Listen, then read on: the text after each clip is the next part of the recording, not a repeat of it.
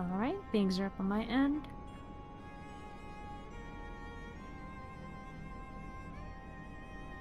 Oh, I don't have your chat. That's what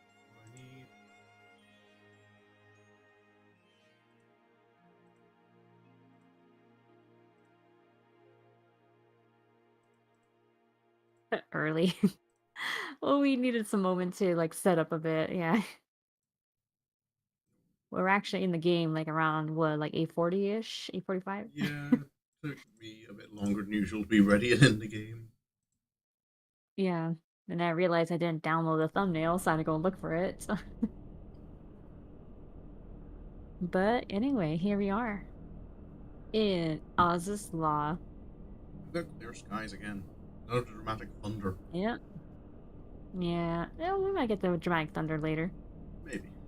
Oh, hey, Ray. Welcome. Hello.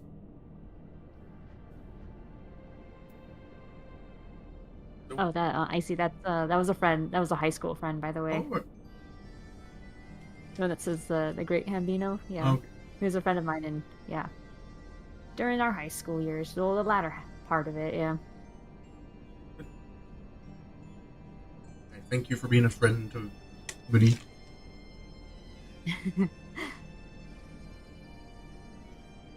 Looking crispy with the getup. It's Garrow gear. It's going to look nice. Mm-hmm. And I do like All right. So, are we ready for a walk? the final part of our Gotta pop in before I Heavensward knock work. out. Oh, welcome, Candy. Well, at least you dropped by for a bit, Candy.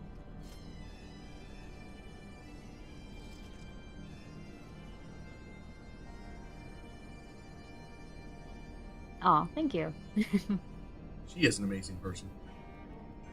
I can wholeheartedly agree. You ready? All right. So, context, right? Should we start with that with this place? Nice context. Let's see this thing. Oh, Does hello. it talk? Oh, it doesn't. It did say Oh, something it to does. me, but I missed it. Form two lines, it said. Welcome to House's Lot. Form two lines, Oh please. yeah. We don't. I guess we just okay. I guess this is a stream. We're just sitting and waiting to be received by an attendant. Oh, he's going. He's probably just a greeting node. Heard a butterfly and smile.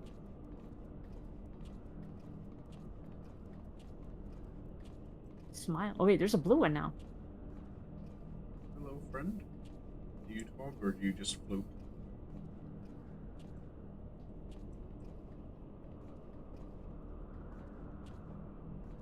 Oh, he's not saying anything either.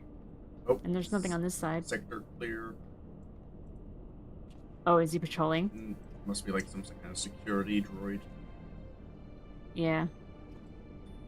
But yeah, context would probably be nice. Yes. This so, is... I'll let you speak. Yes. I thought you were gonna go because you started first. For a second, I thought that was an actual griffin over there, but it's someone on a mount. Yep. Okay. Okay, So, no, do you I'm want to going- go or should I go? Okay. So, this is Azys Llya, a research facility of the ancient Allagans, where, if I remember... And who were the Alligans? Well, For people who don't know. The Allagans were a highly advanced civilization that existed some number of years ago, like Think like 16,000? Atlantis, and then they got wiped out. Yeah, it's basically the same thing. They're like the Atlantis of this world. I suppose, except wasn't it like an earthquake was the disaster that kind of wiped them out? And the Alex? Yeah. Yes, it was. Yeah, the fourth umbral catastrophe or calamity. Sorry. Yeah, because I remember it was... Yeah, there was the. The flood was what ended the war between the Amdaporians and the Magi. So they weren't flooded. No, it was definitely an earthquake, and it sunk the crystal tower. Yeah. I think as well the Empire fell because of like hubris, like over reliance on Emperor Zandi. The monster resurrected Yeah, Emperor and you Zambi know, the died. Alligans were also yeah, but I mean they were also kind of known for their very questionable research. But I think it's once they lost their leader, they were too used to luxury and such that they didn't know how to survive without the aid of all their technology.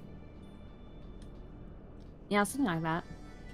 You did not know how to operate the terminal. I'm too dumb for this. No, no, neither do I.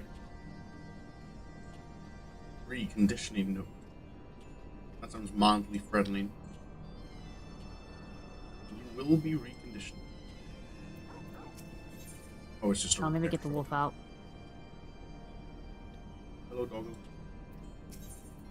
Is the egg to sell anything? Just a fishing Alright, this works. motorcycle. Yeah. Because it's So the cool. motorcycle does look distinctly Garlean more than. You just have to kind of. Yeah, tell us what kind of place is Yeah, this? it looks like Magitech, yeah. I mean, it helps that it flies. Processing. Current location is Helix, Alpha Quadrant, Azys Llya. The primary destination for recent arrivals is the Ethereal Research Facility, located on the flagship to the southeast. Please be advised that, in accordance with the terms and conditions of use, you and your party assume all risks of damages or injury, including death, that you may sustain should you enter restricted sectors. Alrighty. Oh yeah, a big research facility, and among the many crimes that Alag has done, let me see. Capturing Tiamat and Bahamut, right? No, didn't they kill Bahamut? Or no? They killed Bahamut, and then They killed Bahamut, and then that's when the Asians took advantage of Tiamat's grief to cause Bahamut to be resurrected in a way as a hey, primal, which did not go well. you can resurrect your brother. You can do that. Your brother It totally won't. slash lover. It totally won't go badly. I prefer not Fun to fact, think most of the about. stories hold that Atlantis is an actual place. There are enough references to location from credible sources. Oh, okay. That's cool now. I prefer not to think about the idea of brother loving. Well, that's what happened. And they're not the first ones. Cleaning in progress. Warning: floor may be slippery when wet. And you should have wet floor signs. I've done my workplace health and safety courses. You need yellow signs about the floor is wet. Alright, let's get out of here so I can stop hearing the bagpipe music. Oh. Greetings, loyal soldiers of the Alligat Imperial Military. Today's training will consist of... Okay, okay. Today's training will consist of sleep, apparently. Okay, so yeah, they captured Bahamut, killed Bahamut, and then when he came back as a primal, they're like, alright, let's capture it, put it in Dalamud. Here's the flag. And then that's when the Crystal Tower was being used to power it, right? Or was it sending power to Dalamud, or was it taking power from It Dalamud? was controlling Dalamud, I think. Dalamud, right? Because the Crystal Tower, like, generated its own power because it was basically a solar collector. Yeah, I mean, it is a huge chunk of literally crystal, which, you know, it's full of ether.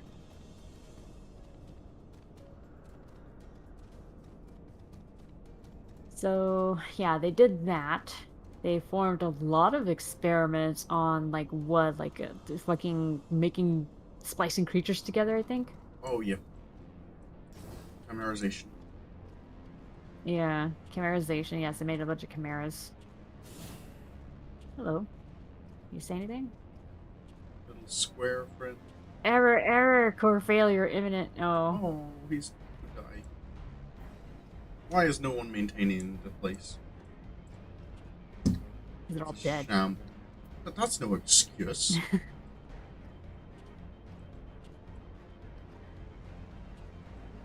We've seen plenty of people die and come back. Just do that. Let's see. Oh, right. The Alligans also made a bunch of war machina. Wasn't Omega one of them? No. Omega was definitely not something the Alligans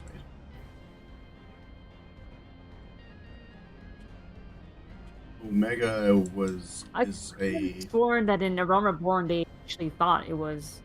Didn't yeah, they think it was an Allegan? yeah. In Realm Reborn, they thought that Omega was an Allagan weapon, but Allag just used Omega.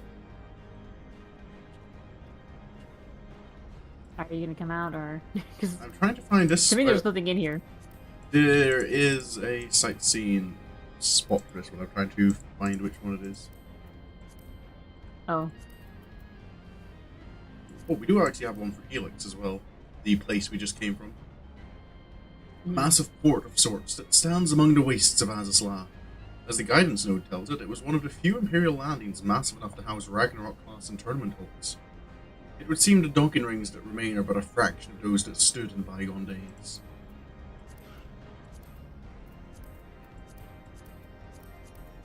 This place is the centrifugal crystal engine. This seemingly indefatigable engine harnessed the power of the imprisoned warring triad to transmute the life force of Chimera experiments into synthetic crystal. These manufactured shards would then be used to fuel the cultivation of the Chimeras as part of research into the possibility of obtaining limitless power. Okay, so that's the purpose of this building, to turn life energy into crystals. Yeah, okay, Kind of and then reminds they me- also brought about the Warring Triad and captured them to use as the energy source. Kind of reminds me a little bit of what was going on with the Alexandrians in Dawntrail. Oh yeah, You know, they're turning questionable, lives into batteries. Yeah, that was weird. Oh god, you're right. They're basically Allag if Allag did not die. And were a little nicer to their civilians. A little nicer civilians, yeah. Well, they kind of were. Just select civilians were like, good. But it was And then more men kind were of like, will all like right. they stole souls from outside the Empire, which is why they were so happy to find the source. It's kind of like, look at all these non-civilians we can murder, and our people don't need to know anything about it.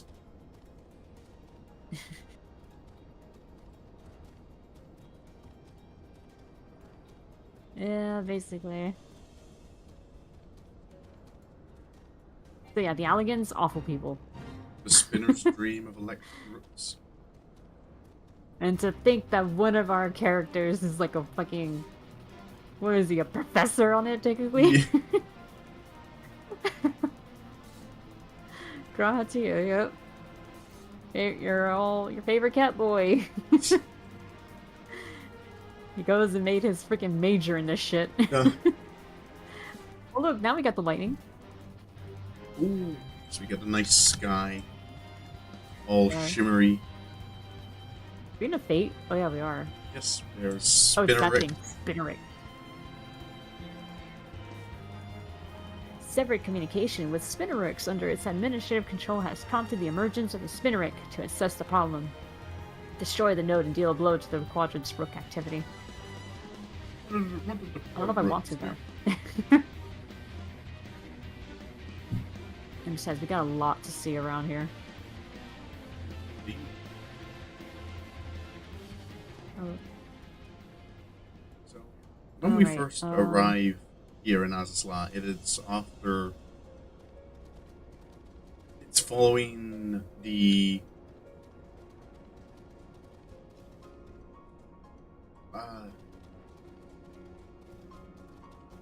we're pursuing the Archbishop. Oh, yes.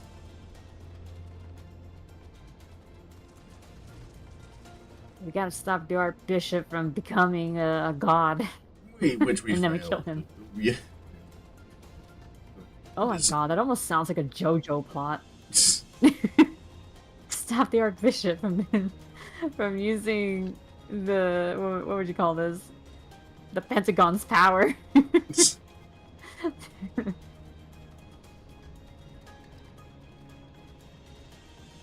Cool. Because in JoJo, it'd be like, oh, stop the president from collecting the Oh. parts of Jesus Christ. I kid you not, that is a plot of one of the parts. I think I had heard about that. Yeah. Ironically, though, it is a very good part.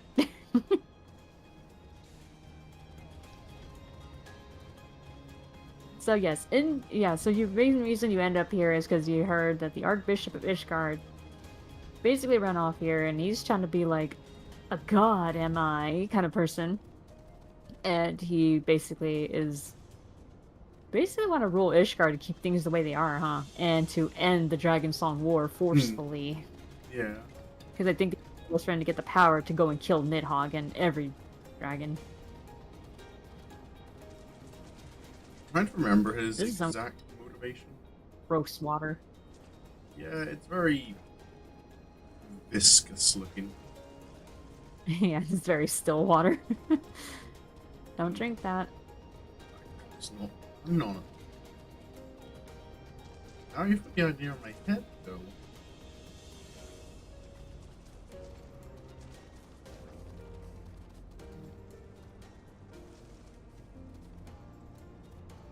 I don't know, I wonder, like, if everything was like this, connected, like you can actually run to it, or did you have to, or could some of it, do you have to fly to it to explore it properly?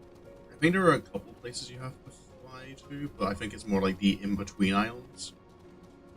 Yeah. I'm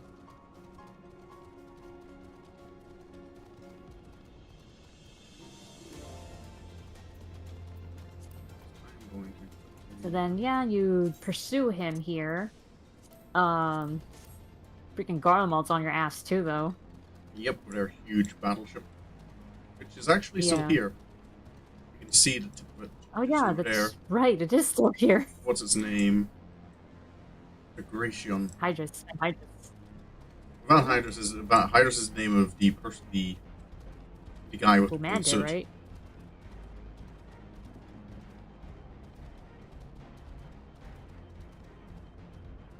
Oh, there. So yeah, you come over here, explore through the area, and then you'll find out, wow, okay, the alligators are pretty fucked up. There's also the first place where you meet Tiamat, Eventually. one of the first brood dragons.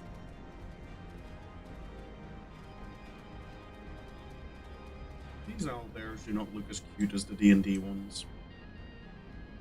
Yeah. I mean, Actually, they're like the... No, you don't What have do they as call them? weird. They're in the burnt wall in Thanalan. Yeah, they're called Mirror Knights, I think they're. Oh yeah, Mirror Knights, yeah. Yeah, these are not owlbears.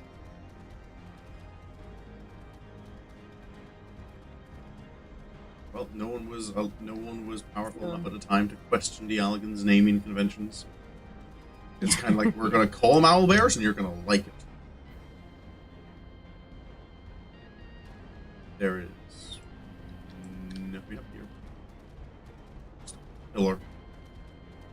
Yeah, here's a pillar. Oh, there's like a bunch of like stuff over here.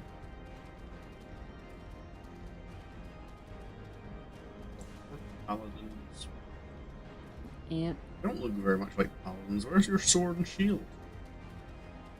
I appreciate the oil shimmer on top of the water. You can fish in the oil. It actually is a special type of fish. It is. That's gross, okay. There are fish living in there. Well, there shouldn't be, but okay. Hello. Still ticking.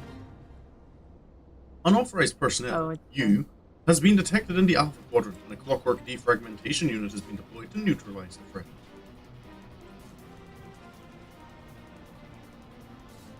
And then he looks at us and is kind of like, these guys look too strong, we're just going to sit here and not attack.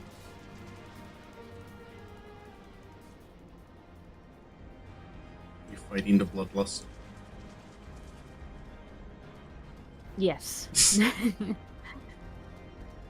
I don't want to waste too much time killing things, you know. I'm sure we'll see. However, if we hunt mark. if we see a hunt mark, I will stop and kill it. Who knows, if it's in this area, it might actually be tough. think they're all pretty much the same area to area within the same expansion. Because they're all kind of These things remind me of the Soma monster, the first one, the mockingbird thing. Oh yeah, I never really got a good look at that monster when I played Soma. I mean, you could look it up. I looked it up. I could, but I just Yeah. never did. I like my monsters, so I gotta look at them. I think I never really took a close look at it because I still had like amnesia in my mind, where it's kind of like, don't look at the monsters, that's bad for your health. Oh yeah, I mean, your vision does kind of glitch out though when you're. Yeah, if I remember correctly, When you're the first looking at them. creature you meet in Soma, it detects you based on movement. It's line of sight. Oh yeah, last. The first one works with line of sight. Movement or in itself is for the one that's in what was the name of it? The sunken ship. No, not the sunken ship. That one just fucking teleports. Oh, I know the one, like the Wait, sort of like the proxy. No. The proxy worked by hearing Oh yeah. any noise you made. Oh, crab No, it's the one lady. after that. Yeah, the crab lady one. Don't remind me of crab lady. With her, like, you just had to take a few steps, and the moment she freaked out the first time, then you just stop, wait it out a little bit, wait for her to calm down, and then you make another movement. Hello, friend. At least that's how I figured it out, yeah. We don't talk about the crab lady in my household. Morning. Why? She brings back bad memories. No, just Cringy memories. No reason. Just we don't. Warning! Attention all. Helix safeguard terminals are currently unable to. Should retreat to a safe distance until such time as risk injury of death. I think it's broken. Oh. I should try talking one next. I do a pretty good computer voice. Oh.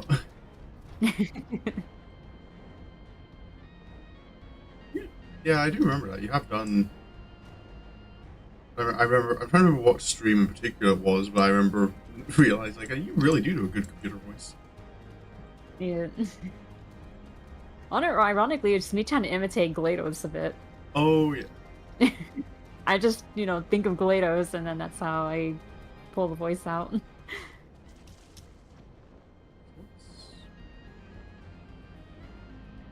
Just more owl bears up here. And also a little bit of Midna from Twilight Princess, Legend of Zelda Twilight Princess. Because sometimes when you randomly talk to her, like, in the game, she just makes this weird gibberish noise, and she goes, "Beep, beep, beep, beep, beep," like that. Sometimes, so that's part of it, yeah. I think of those pitches exactly like the way she says it, and then GLaDOS, and then, yeah. Oh. Cooling station. I'm guessing this is just to keep something cool. Yeah, I mean, look at it. It has, like, giant fans, I'm assuming, right here. See? It's cables, more like it. I mean, it might be underneath it. It looks like an RTX kind of thing. No, wait, I take that back. The elegant graphics card. No. I just realized, no, there's another one that looks more like a graphics card. It's the stupid fucking Coliseum in Dawntrail. Yeah. I remember the memes. Yeah, I haven't even done them, though. I haven't done the raids. Neither have I. I keep hearing... Like, I know I've heard, like, they are really fun fights. Yeah, and the that's great. Yeah, that's one thing you have to give Dawntrail credit for. Like, when you were actually in the gameplay of it, it was really good. It's just that you spent so much time in cutscenes and story that wasn't so good. Yeah. How about instead, let's talk about Heavensward. Yeah. Well, we'll have time for Dawntrail. Exactly. So Heavensward. In this part in particular, how are you feeling? How was this? You're asking me how I felt years ago. I don't remember how I felt last week. Okay, I and then you remember. have I remember. opinions Like, on the story. I remember by this point. Sorry. Oh, I said like, well, if you can't remember like how you felt, then what's your impression of like this point in the story? Now that you're like, it's basically the end of Heavensward. Well, So, I remember this. Like, once I got to this point, like, this was a point where I was thoroughly engrossed in the story.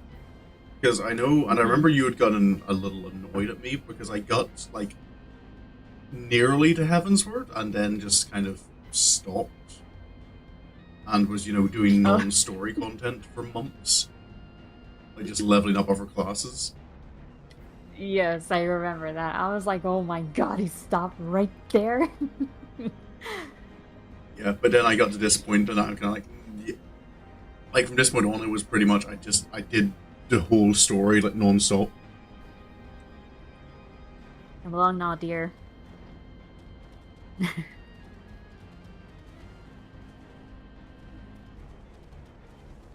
So yeah, Yeah, I mean, I for me, like, when I went through Heavensward, I stopped at, did we already go through here?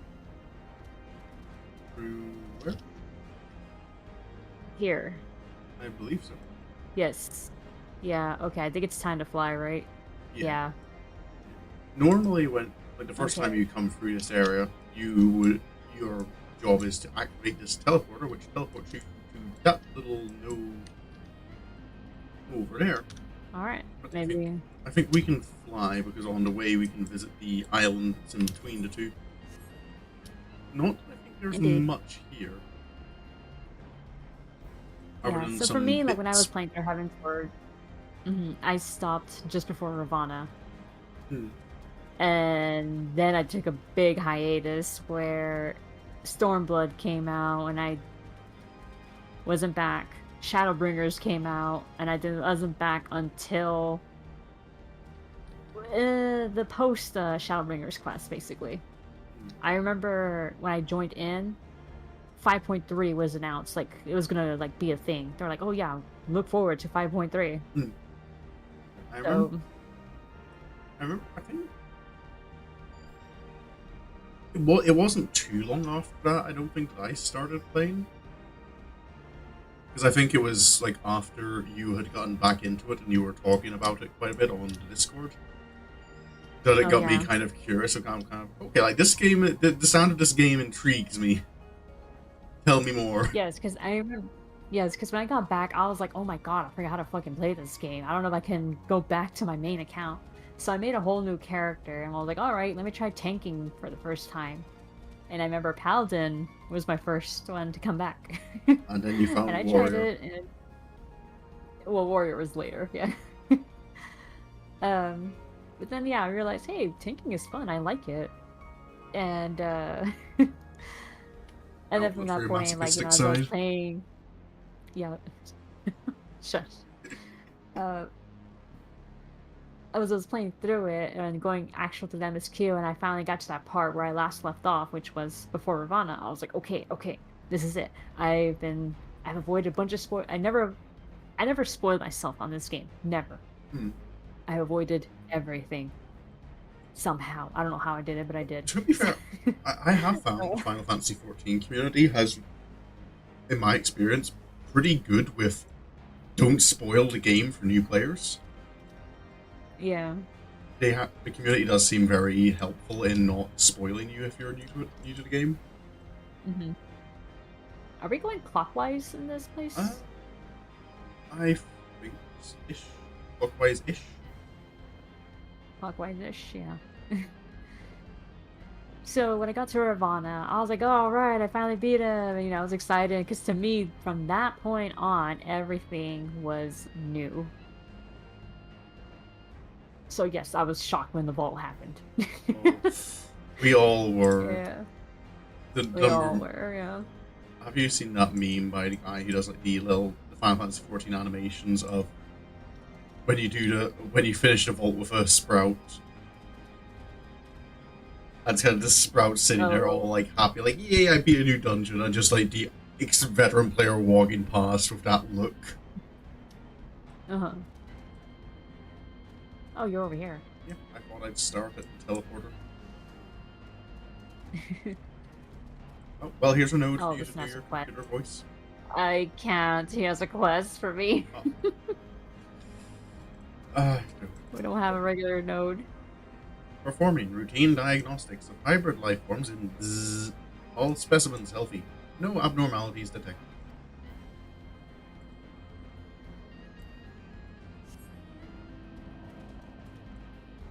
All right. This Good substitute. this is the Alpha Quadrant is basically kind of your arrivals. It's your airport of Azys Llya. Over here in the Beta Quadrant, I believe the focus of here, this was where all their like chimerical research went on. Yeah, So like we've the Lamia Cybrid up there. Yep.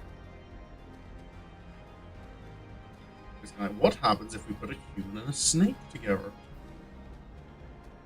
I wonder if that implies like are like the Ananta like are they not like a naturally occurring species? Like No, they're beast tribe. but I'm wondering kind of like were So they created by the Allagans and have kind of forgotten about it? Because you I learn don't. oh you how much do you care for spoilers about like random dungeons? I thought it was said that they were made in Lakshmi's image. Well, the thing they can say that, but then Lakshmi only exists because they believe in her, so they have to have come first. Right. Because Kind of primals, like the chicken and the egg thing. yeah, because primals aren't true gods.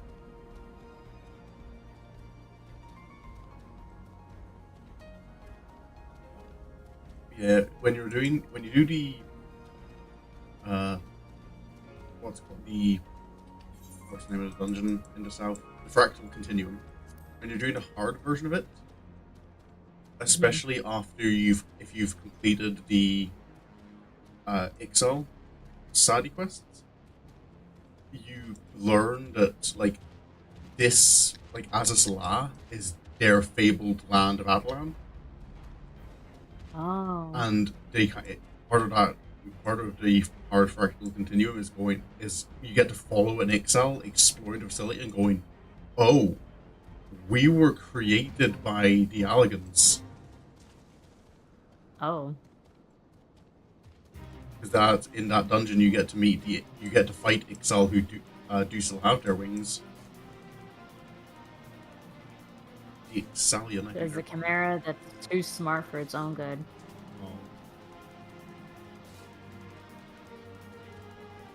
The life of Brian. Yeah.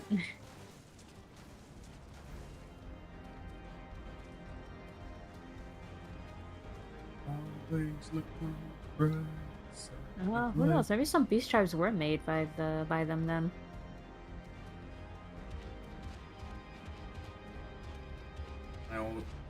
I kind of have like semi-fond memories of the Chimeras being the first enemy in the game that kind of required me to think about mechanics and pay attention to things. Oh, The the good Cutter's old- Cry. Yeah, the good old dragon's breath, ram's breath. Yeah. Keep an eye out for Violet. Watch out for Blue. Don't get close when it's blue. There's just something that's kind of satisfying about just being able to advise new players on that. Yeah. It just kind of like brings me back to kind of like this is.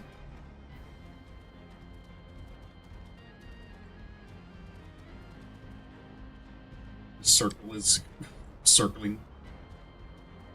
Yeah.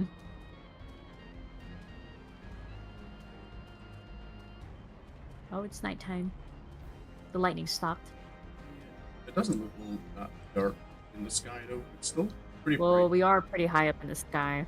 I suppose that's fair.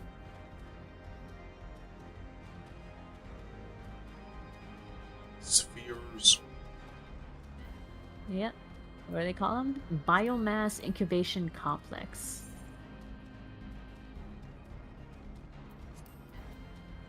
We have sightseeing 3 spheres. We do. A research facility dedicated to chimera splicing experiments. Its construction was prompted by imaginative requests from the Allegan Research Council and related institutes, leading to the cultivation of all manner of living prototypes. The mutagenesis nearby serves as an annex to the complex. Mutagenesis. Oh, these ones actually blink. Imagine that. Of all creatures, they have a reptile blinking. Yep.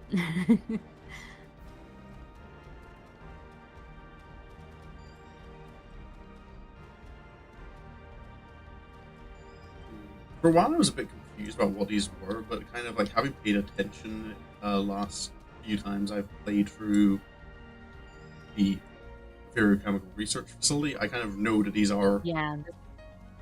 like the containment cells.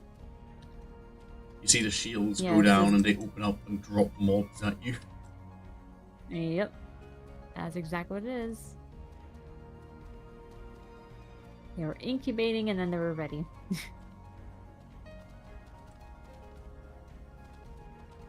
More of like practicing their cloning technology. Yep. This one seems to be the same. It just has more. It's just reptoids. emptier.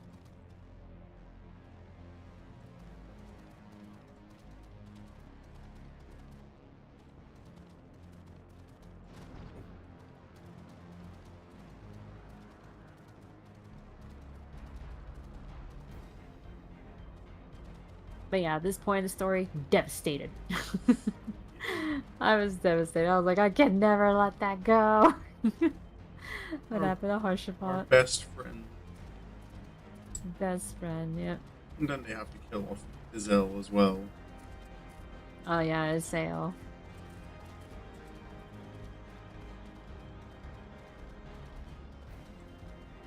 Finally get a cool ice wielder ally, and she just immediately, oh, I've joined the good side now. I guess I have to die. Yeah. When the boss you fight has a downgrade. She even says, like, remember she got her ass beat by Ravana. Yeah. And then later on she's like, oh damn, maybe I needed more crystals. It's like, god damn, you gave us a fight before, and then when it comes to, you know, fighting with us, for us, and you can't do it. What? Wasn't there kind of a thing as well? Like there was a difference in like the unity of faith. That among primals, Ravana is particularly powerful because the one mind is like unified in thought, Yeah. whereas other primals tend to have like every individual Ixal has like a slightly different image of Garuda. Yeah, that's about right. That would make like a lot of sense actually. So yeah. Oh, Naga. Yep. I don't know what you're supposed to be. Let me have a closer look at you. Yep, you're I mean, it's just Snakehead on top of him. snake Sort of. hands. And just face.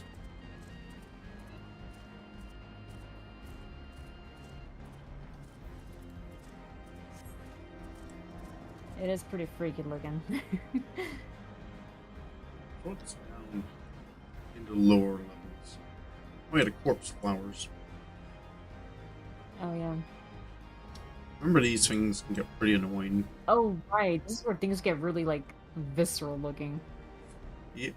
This is all Like the that weird fleshes. flower up there. I don't think that's a I think this flower. flower- I think that's a module that's kind of been eaten by a cocoon of something. I don't know. Yeah, this is a Probably. flower. No, but this part right here looks like a flower. Look at it. Yeah, this is a flower. Growing upside down.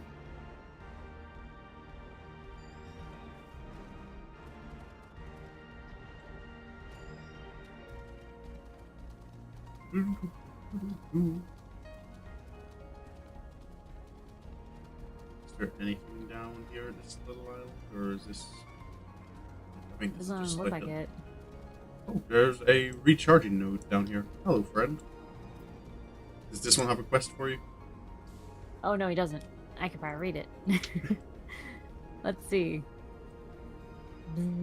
System offline. Maintenance request submitted. Unable to establish connection with. Please confirm status of transmission node in sector. A lot of buzzing. I think they're all It's running out broken. of battery. Yeah. The place has been running for too long without maintenance. Yeah. I mean, remember we did find the one node, and it turns out it's like, oh, we need like 1,000 updates. Yeah. And I was like, we don't got time for that. Run them all one by one. Oh, we're back here. This is where the boss was. Yeah. And instead, this eggs or flowers. Are these? Maybe these are eggs. It's kind of. To be fair, I kind of like anytime I see like eggs in the middle of a tree like that, I think of Subnautica now. Yeah, that thing was moving. That's kind of weird. What thing was we? The walls were moving. You okay, dear? Not losing your mind a little bit. No. If you came here, you'll know what I'm talking about. These walls look fleshy.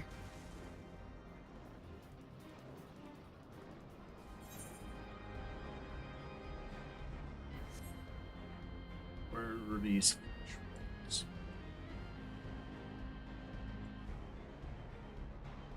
Oh. You kind of see them moving here. Yeah, they're sludge.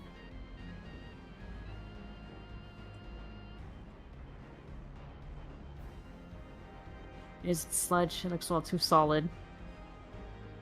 I mean, it looks a little too liquidy to be flesh. Well, true.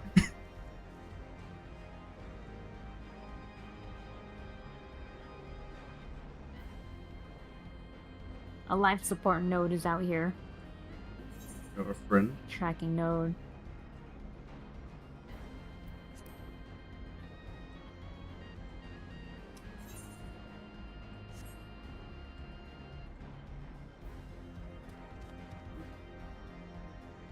Nice. This is where getting ready for the second teleport. Yeah. I don't quite see anything new around here. Except more of these little red crystal thingies growing in the walls. Incubation chambers, all operating within acceptable parameters. In order to ensure optimal research conditions, please ensure that... Please ensure what? The nodes are not very helpful. No, they're not.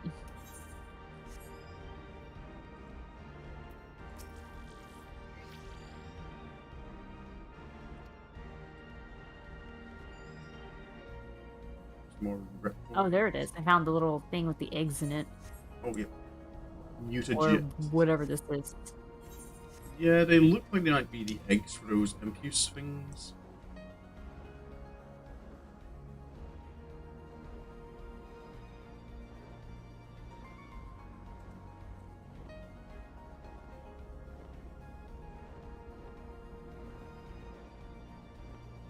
Recombination labs.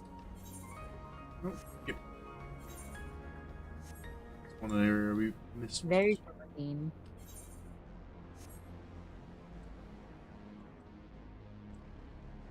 Where all the Ananda get made. Yeah. Alright, where are we going? Now, I think we are moving on to Atmosphere control. This is a place we don't visit until, I think.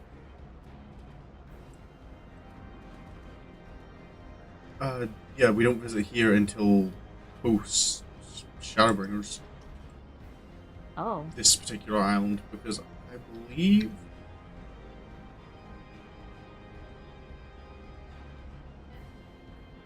I'm trying to remember why you visit here, but I remember you bring Graha with you. Yeah. I don't remember what the reason is. I think it's some...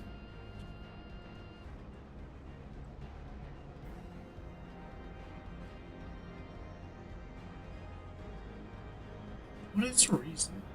That is kind of bothering me. Weren't we learning like the how tempering works exactly? Oh yeah, we were trying to like hack into like an Allegan's like laptop. Yeah, the node, and I remember that's when they were kind of coming up with passwords. Oh And yeah. Azys Llya came up with password, and then the node was like, "You think the name? You think the password is a password? You idiot!" He got like so insulted. Yeah.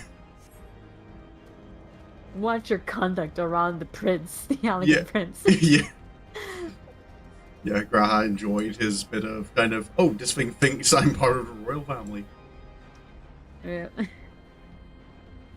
Took him on his first Allegan, well, second actually, if you don't count. No, you can't really count the Crystal Tower. He wanted to go with you in the Crystal Tower, but he couldn't. So this was his first official field trip with you in Shadowbringers. Indeed. Field trip to Azys Llya. You know what's really funny though? Before that was even a thing, like that quest, I remember like I had written a little fanfic that was about the warrior light taking him to Azys Llya. Oh. And sure enough, when it happened, I was like, oh, here it is. Sorry. You were there earlier, but we actually have a sightseeing log entry for the recombination labs.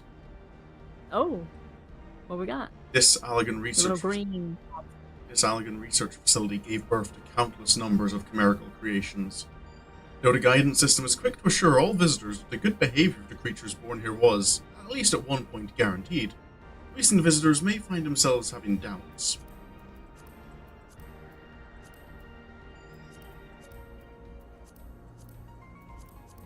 I've sworn there was a sightseeing log entry for this Heavensward place. I think this is basically like the apartment complex for the Allegan workers. I just see the biomass incubation complex, yeah. But didn't you read that one? Yeah, that's the one I just read.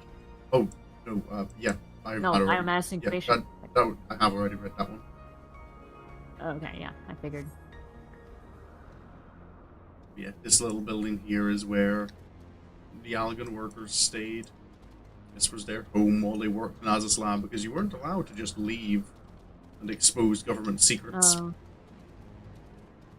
You worked on site, you lived on site.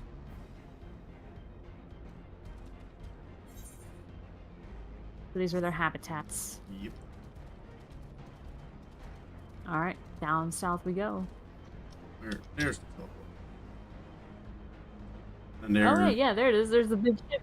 Yep. There you go, guys. Mauricio. There is the Garlemald warship. Is it about the same size as the Aegis? Yep. It's pretty much just the Aegis 2. They just rebuilt it. Yeah. The Dreadnought landing. Flagship of the 6th Legion of the Garlean Empire, of the same make as the fallen Agrius. It now lies grounded. Its cerulean engines. Agrius. It now lies grounded. I called it Agrius.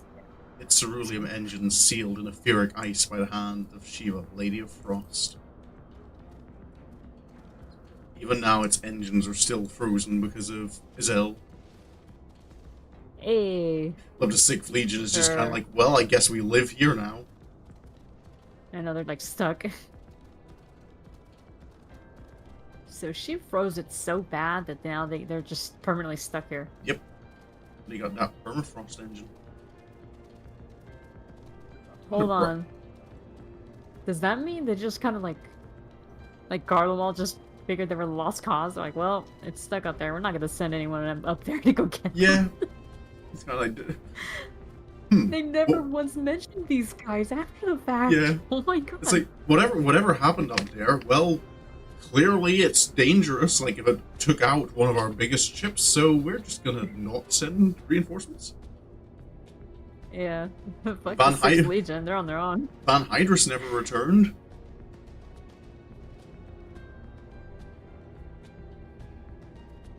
These poor guys. Was that why we only saw him in these areas when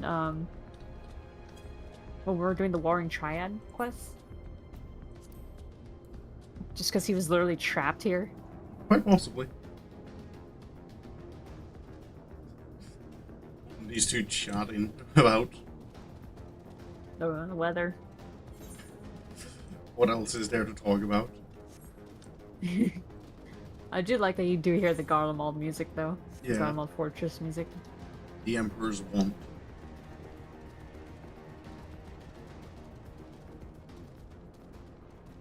I'm trying to remember what the Gamma Quadrant is for. Oh, what's this guy over here? There's like one. Oh no, he got an adamantine claw as well. There's just like only Oh, yeah. two. There's only like two enemies in this phase. What? Oh, yeah. Huh. Sector Claire. You know what? I feel bad for you. I'm not gonna. Section fairly special centuries. Huh. No soul from Longs, he says. We'll let him have By his Slam piece. again at East. Hello, logistics node. Maybe Oh. possible Nice. use of unregistered transportation terminals detected. Use of unregistered terminals is a violation of ZZZ. Immediately discontinue usage of all unregistered ZZZ. Okay, I will not use unregistered ZZZ.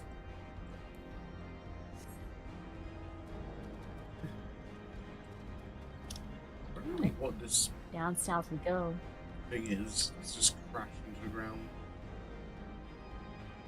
To apparently what is this? Castrum Solus. Yep. They established a quick castrum and it's kind of like, well, we're living here now. But I can't remember what the Gamma Quadrant, like what really goes on here. I do remember running through here though. Yeah, Like it was actually part of the story that you had to run through here. indeed. Navigate through the castrum.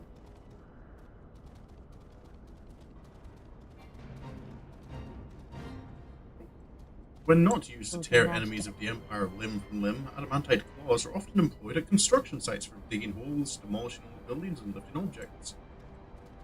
Here, they seem intent on tearing you limb from limb. Mm-hmm. I do remember a quest where you have to kind of like come in, like sneak in here and steal supplies from them. Which kind of makes me feel bad yeah. now, kind of realizing that, oh, these guys were trapped here and we are kind of going, we're going to steal your Yeah. food. Never heard from them ever again.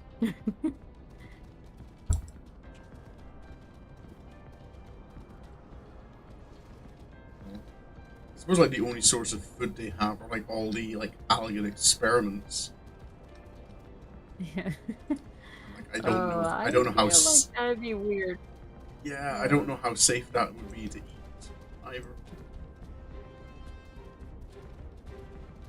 I got reminded of that one Rick and Morty like episode where this kid got stuck in the imagination land kind of thing, and when he was Oh. old enough, he started like reproducing with the creatures there Oh, to make some weird half creature, half human things, and also using them for food because he didn't have any other source of food otherwise. no. It was really weird.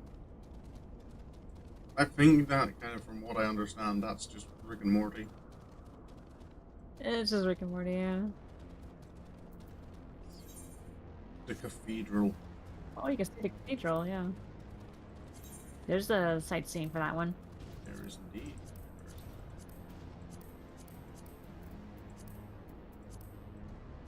A cathedral designed in a distinct Mercidian style. The architecture suggests a place of worship by a tribe of tree-like beings who believed themselves remnants of Sephiroth. To research the link between faith and primal summonings, the Alakans moved the ancient structure to Azys Llya from its original location on the southern continent. this is the kind of architecture we can expect if, they ever let us visit Mercidia. They better let us see Mercidia. I was hoping for that for a Dawn Trail. I was really hoping that, and then they said, "Oh no, we're going to Tyrol." Where the fuck is Tyrol? What is this place?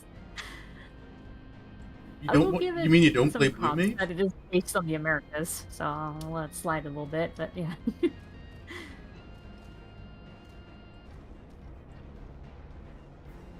But yeah, I was really hoping for Mercidia.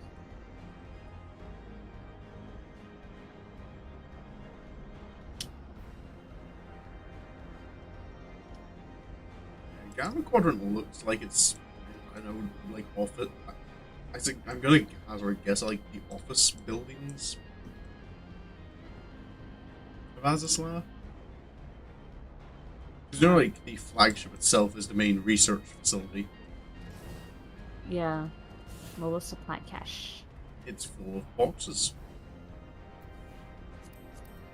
Yeah, it's almost like it's a cache. Almost is. Not quite convinced. But you can't loot it. No. I don't know if there's any reason to ever come here, other than just it's marked on the map. Yeah, basically. Those are huge cubes.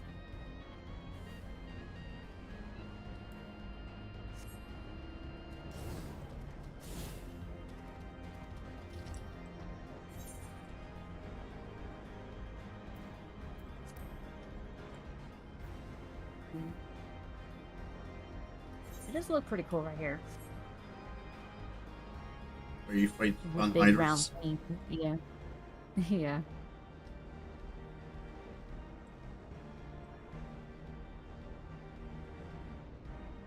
He wasn't so tough.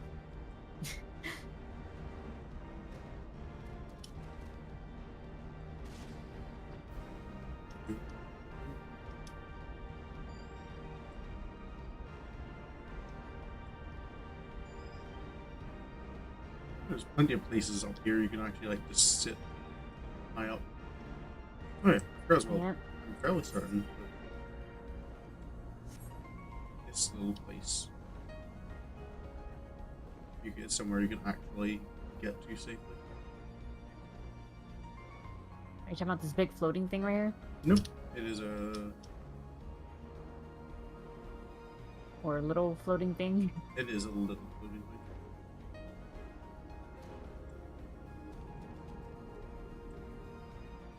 Okay, Yeah, this a is little bit of maybe that. where we should have taken a thumbnail picture from. Oh my gosh. Damn hindsight, yeah, that would have been really good. I kind of forget that this exists. I don't even think there's a sightseeing log for it for the last remnant.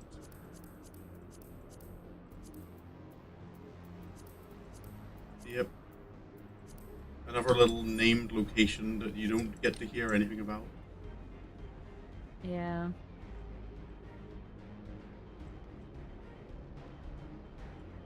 Oh my god, you can actually see everything too. Yep. Alright, well there's a proper look at it, Azys Llya, guys. Boom. And we actually see everything here. Oh, floating islands. Damn it, why don't we think of this place? Because it's out, like, hiding in the corner. Literally way out here in the corner, yep. Alright, well there we go. Right, must have hard here. Oh, is it because of the green clouds? No. Green fart gas everywhere. No, that's just good old industrial pollutants. Yeah, how come we can't go into the spiky building over there? Or is that the fractal continuum? That is the fractal continuum. You can go inside. Oh, okay. There's 2 whole ass dungeons. Yeah, I didn't do the dungeon because then I would have had Gilly with me. You never repaired Gilly? Gilly was the node. I didn't save Gilly.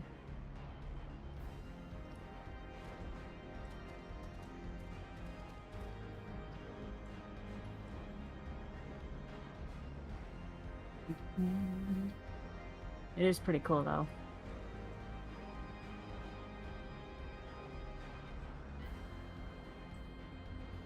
The good old museum. Yep. And now we go to the Delta Quadrant.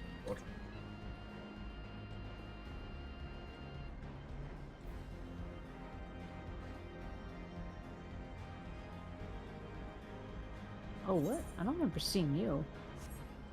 Lesser Hydra. Yep. Oh, that is pretty cool. One of the things you have to... One of the advantages of doing hunts, like the Centurio Seal stuff, is you get to learn, like, all the different enemy types in each area. Yeah. Like, I really don't remember ever seeing these guys.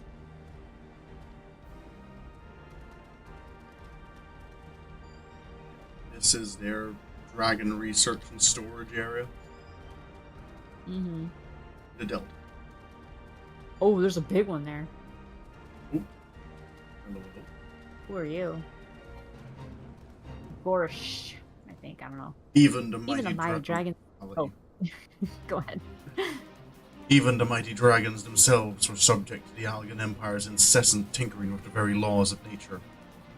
Gorshish is one such product of that imperial hubris. Aimlessly roaming the Azys Llya wastes, the multi-headed abomination silently seeks an end to 5,000 years of suffering. Oh, so it wants to die. I guess so. Alright, we gotta go kill it. Oh wait, it's got a little sink. Fuck, gotta do it all over again. Come here. Oh, I guess we're putting an end to his suffering. Yes, I will.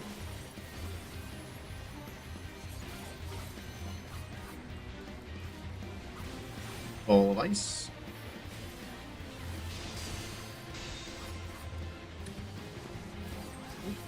Well, he's pretty much dying pretty quickly. He's just a normal fate boss. Yeah.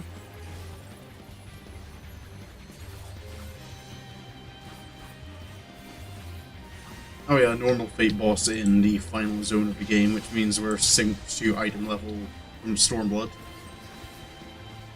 Oh yeah, that's right. So we're stronger. Yep. Harder, better, faster, stronger. Yep. There he goes. Oh, and there's a harrowing memory of the dying.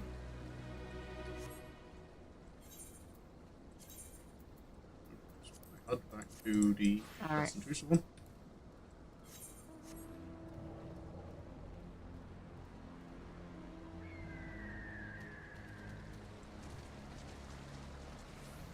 Thinking about it, a lot of this, like the crystallized ether here looks like, reminds me of like the stuff in the area. It does, yeah. It might actually be, you know, lightning aspected crystal. Hello, friend. Restrainment node. Oh, he's got a quest. Has detected critical weakness in key restraining systems. Preliminary analysis suggests wear and tear caused by recommends immediate maintenance or replacement of affected systems.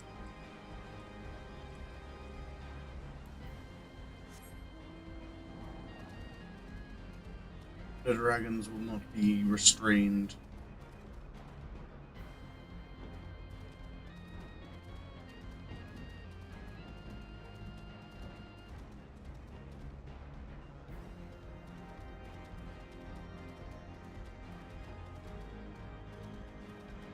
This.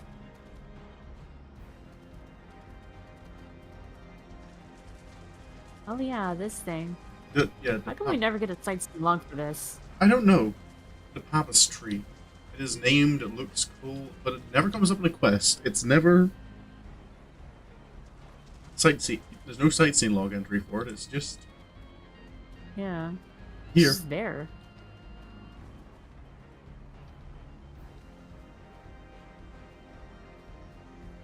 Is it a picture opportunity? Oh, you want to take a picture of it? I think. There we go.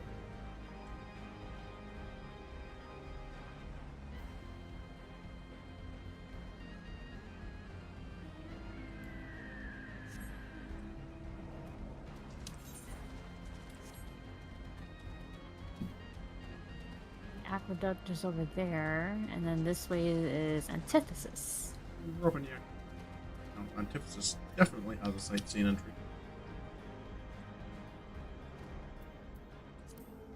Those the plague doctor-looking dragons. Oh. Oh, there's the primogenitor music playing. Oh, Home to Tiamat, great worm of Midgardstormer's first brood, who fell to and was imprisoned by the Alligans. Even now, she laments her fateful decision to summon her brood brother Bahamut back as a primal to aid in her struggle. Well, not even now. Even now, she's... don't know what she's doing. she went back to Mercidia. We don't know what she's doing there.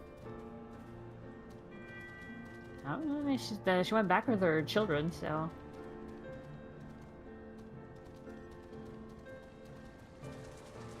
We go back and we go visit and find out things have gone very wrong. We get Dragon Song War 2 Electric Boogaloo. Tempered, though. Sorry? Oh, yeah. I said it was crazy to know that she was also tempered, though. Even dragons aren't immune. But man, that means Bahamut has, like, tempered very significant characters. Yep. Tiamat. Louis Swan when he became Phoenix. Mm. And, Neil Van Darnus. Never... Oh, I never saw this. Yeah, just... Dragon Corpse becoming one with the ground. Yeah.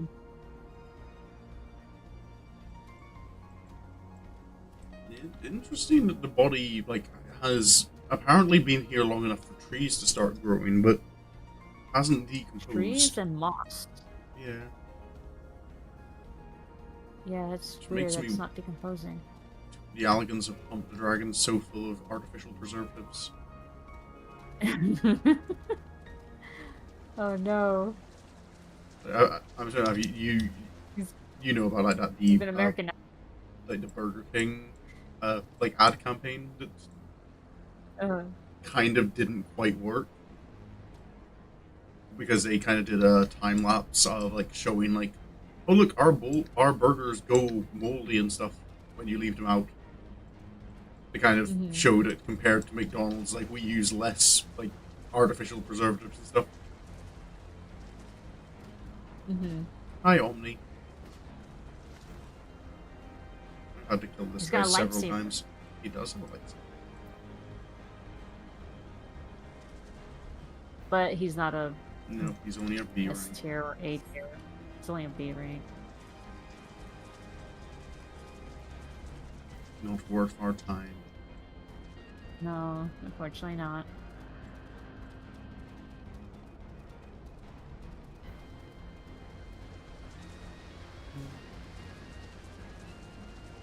Or dragon.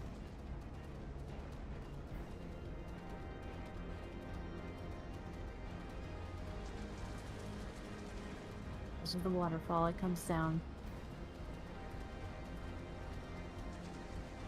Is the source of the water. We're on a floating island. Where does it come from?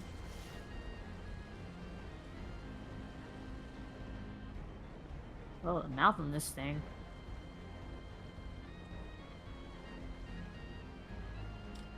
And there's Sidian Thalak. Oh, the snake. Snakes.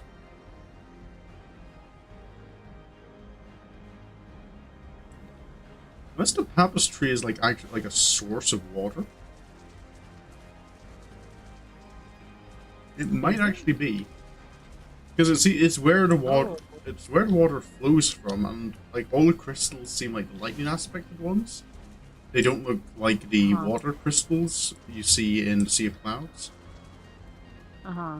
So maybe the baptistry has some... It's like a water aspect of the tree. Could be, yeah. That would Like, make sense, actually.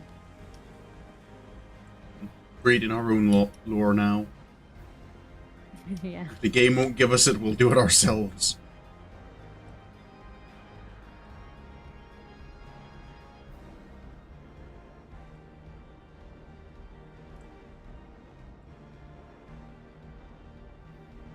I'm guessing this must be more like Mericidian architecture. I think so, yeah. It looks a lot like the cathedral. Like the way it looks.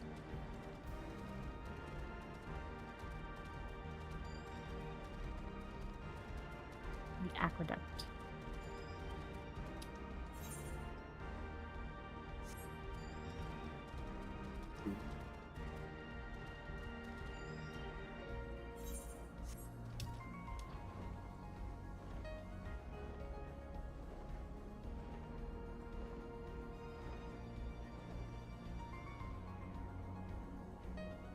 An amphitheater.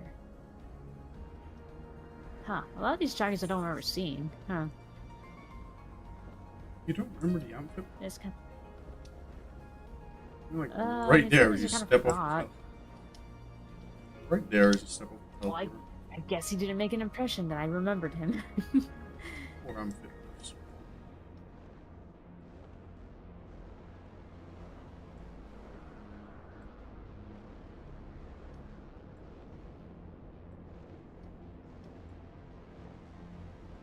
Oh yeah, these were the things I was like looking at their mouth. It looks Mm. kind of freaky.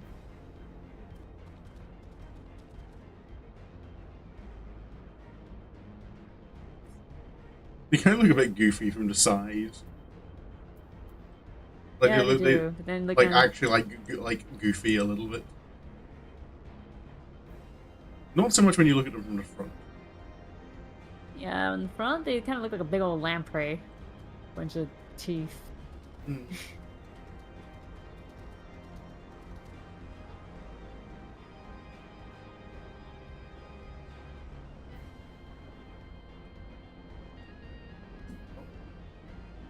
Suppose there's one place left to investigate. The quarantine block. Oh yeah, I forgot about that. And then the flag. Yeah, and then the flagship itself.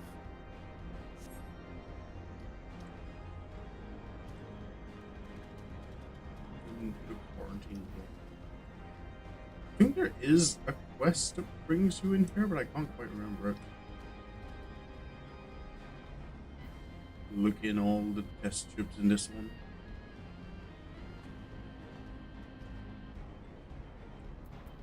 I need a small mount so I can fly without really obscuring my vision. With my There's a paws. dragon in there.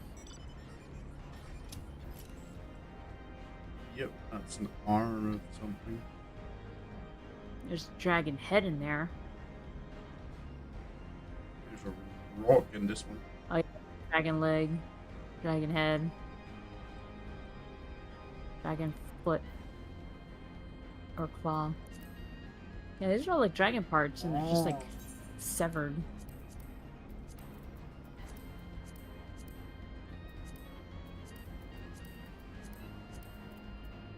This floating islet in a lonely corner of Azys Llya served as an isolation area for chimerical creations which failed to meet established safety parameters.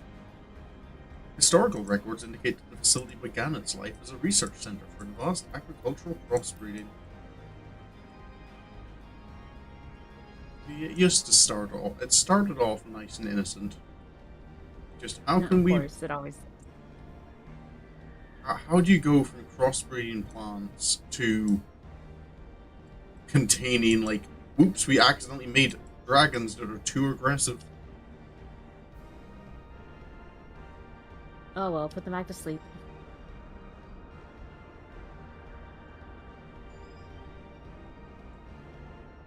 The orb.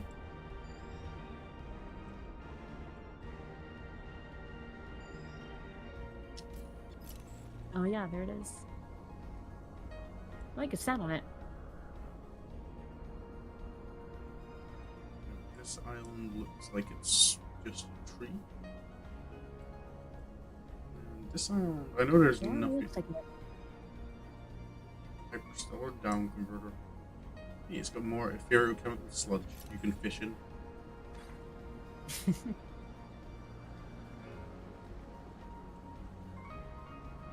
Yeah, murky, oily stuff is fishable. There are things living in that. Oh. Oh god, that is especially murky.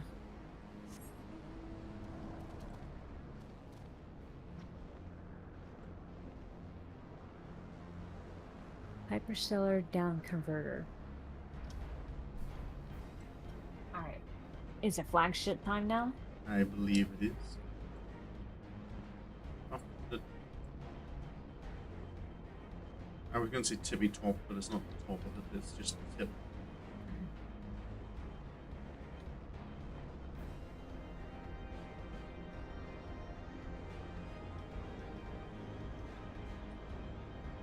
Plank.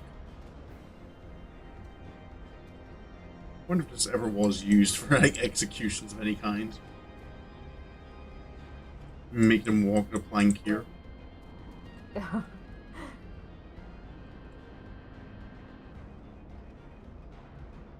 Oh man, that would be scary as heck. It's a long way down. A long fall. Well, that's in my head now. The Sphinx. You're welcome. Mecha Sphinx.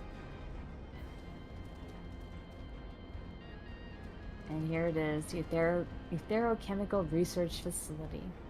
Looking at that center spire, you can really tell that the Guardians really did take inspiration from the Elegants. Oh yeah. I mean, it makes sense. Emmett Sulk founded both of them. Yeah. Poor Shiggles, like shits and giggles Yeah. is why he did it. Oh, it's just funny thinking about that is now it's kind of like, oh, look at how great my stuff is. We're gonna do more of my great stuff. The ego on that man. Yeah.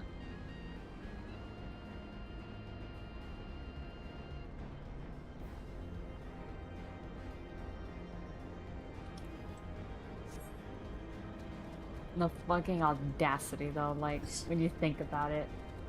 This is a man who straight up admits, oh yeah, I killed millions of you guys already. Says this shit, and then still people fucking love him. Like, fans do. They're like, nah, he did nothing wrong. Oh, I saw a short. I can't imagine how many people actually like freak the fuck out to see him in Endwalker. It's like, yeah. oh, there he is, the man who became a mass genocider. Yeah, that's what I saw a post, a short the other day. It was sorry, just kind of going on like if like the Star Wars original trilogy came out like now for the first time. Like, how many people would be down bad for Darth Vader? Oh yeah, for sure. It's the voice. Tall, dark, has a thing for choking people. And the voice. Yeah.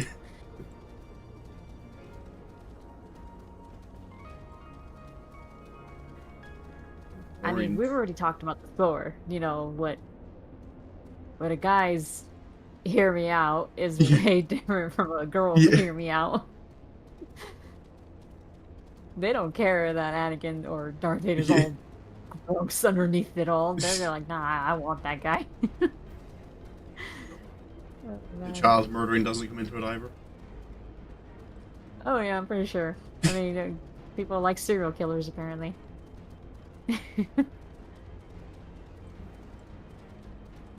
Not me though. I don't. Just to clarify. Just to clarify, I'm not for it. This looks like a button. Why can't I press it? Yeah, big red button. Biggest red button. I fly. Oh, war spite. and another plank to walk. Uh-huh.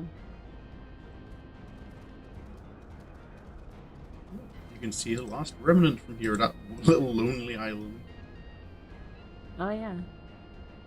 Yep, there it is.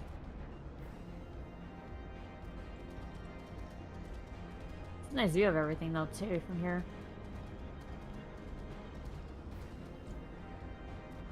Very easy to distract you before you fall to your death. Because of the lack of safety railings. Nowhere in this realm is OSHA compliant. Yeah, for sure. Good. Also, people know that I don't like child murder because, you know, when I was playing Heavy Rain, I could have saved that one dude, but I didn't. I was like, oh, you're about to fall to your death. Well, not gonna help you. Don't let him suck. I wasn't gonna save a child murderer, come on. Not let him face the full punishment of the law. Nah. He got what he deserved.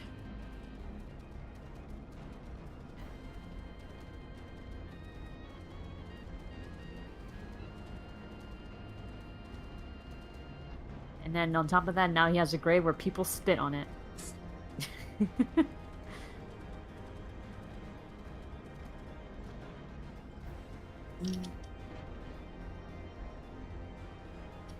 You look around so little of the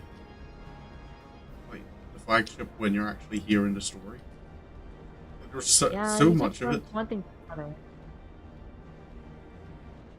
You know as well that there are up here at the Warring Triad, there's more fishing spots. Oh god, really? Yep. In more of the the chemical vat down here. Oh no. Oh my god. Jeez. Wait, can you go under? Oh my, wait. Well, you can't go under, but yeah. all our old friends. Oh, Sephiroth. Yes. Oh yeah. With the friggin' sickest song. So yeah, Sophia. It's so good. There's To be fair, of all of them, like I have it. I was going to say In the Balance, but that's an old fall. Equilibrium. Equilibrium, yeah, that's Sophia's. I remember as well. Something I found I absolutely love is someone has done like a rock cover of Equilibrium on YouTube, and it is really nice to listen to. And then this is Zervin. Yep.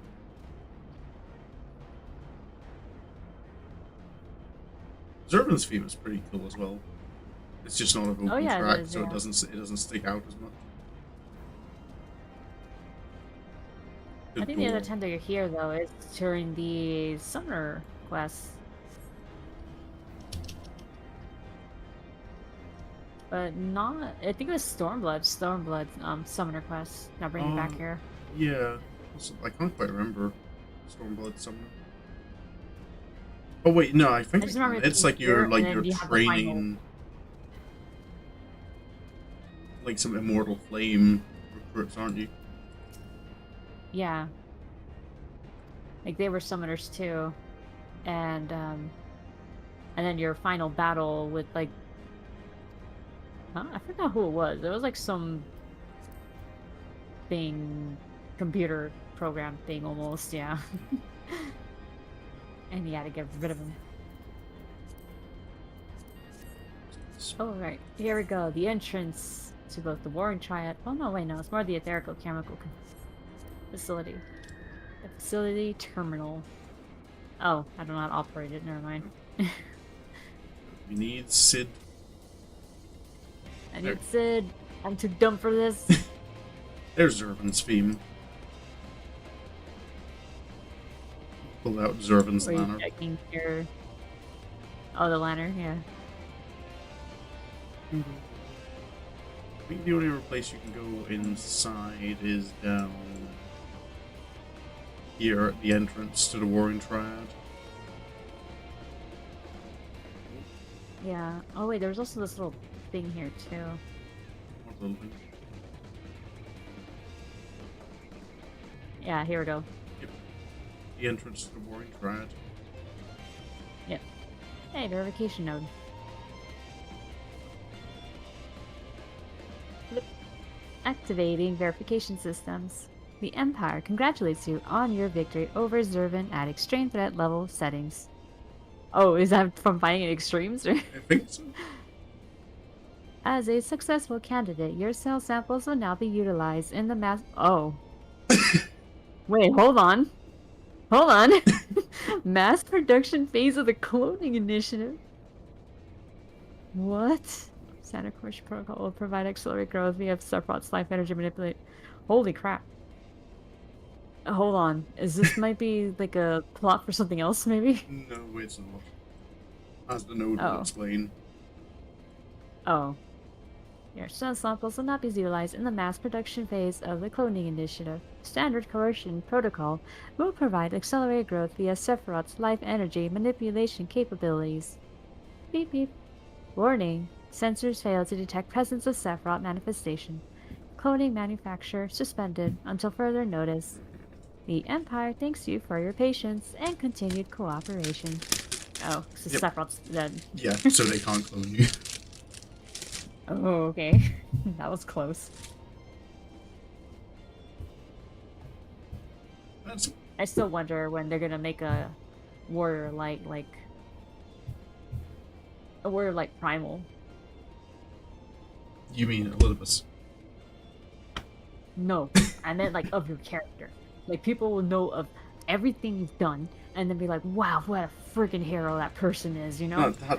Who's to say That's what that someone happens. will be praying for you to come help them, and then you make a primal out of you? Well, not of you, but like an image of you. That's what happens after the Warrior Light dies. All the problems they leave behind. Huh? You're the primal of the next generation. I wonder, like, Oh, how man. many like primals like started off like that. Like, were they once mortals who just kind of did so much good for their societies that, like, later generations revered them as gods? Ah. I mean, it makes sense. It's basically what happened with Saint Shiva. Isael believed in her so much, and then boom, made a primal out of her. Yep.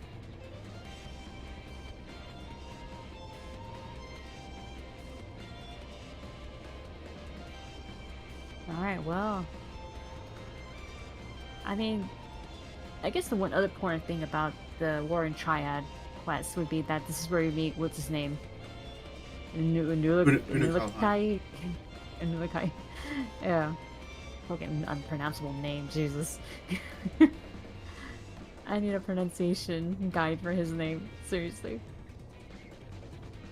But yeah, I mean that's what I feel like is the best take of it, because you get to meet him, and then you find out, hey, I was from the 13th, and then you slowly find out that there's more survivors of the 13th. I'm really hoping to do more with that. It was pretty cool to see like the references for it, like of that. I think it was which Final Fantasy was it? Final 4 or Fantasy, 5, I don't yeah, know. 4, I think. Which is Yeah. which is still the next Final Fantasy on my playlist. Oh yeah. And I'm really hoping that, like, because I mean, at some point we do tell Zero too, like, hey, we know other Yeah. survivors and they're in the first. So it's like, what do we do? Like, how do we move the people from the first back to the 13th? Without making them give up their bodies and put inside a Again. crystal. Just bother. Again. Because And just bother our Numo friend to kind of go, hey, can we have you work as a taxi service Well, again? that's the thing. That's the thing. It can't work, though. Not from moving from the first to the 13th. He's not going to be in the 13th. We Can't do that method. we You have to find a whole new method.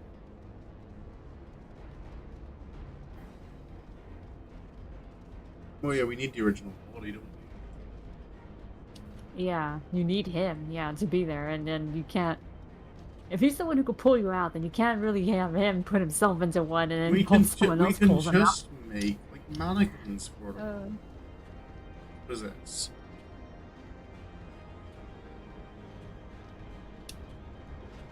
but I don't know. Maybe that's where the plot is going with now that we have the freaking Alexandrian teleport thing. Now we can find a way to cross into other worlds without needing to do that.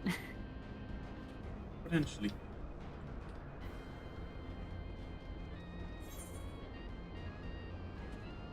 I mean, Ishtola was looking into that. She wanted to know Yeah. about interworld travel.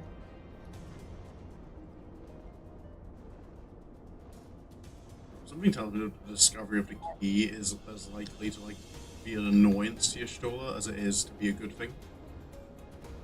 Oh yeah. Because I imagine Why'd you there's a say part that? of Y'shtola that's kind of like, I don't want to just be handed the answer on a plate. Oh.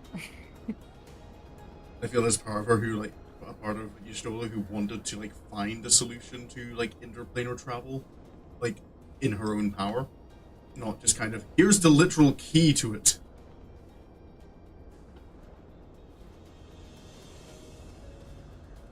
It almost feels like kind of a cop out too. They're like, oh well, maybe an Ascian made it, which sounds implied, right? That an Ascian made it.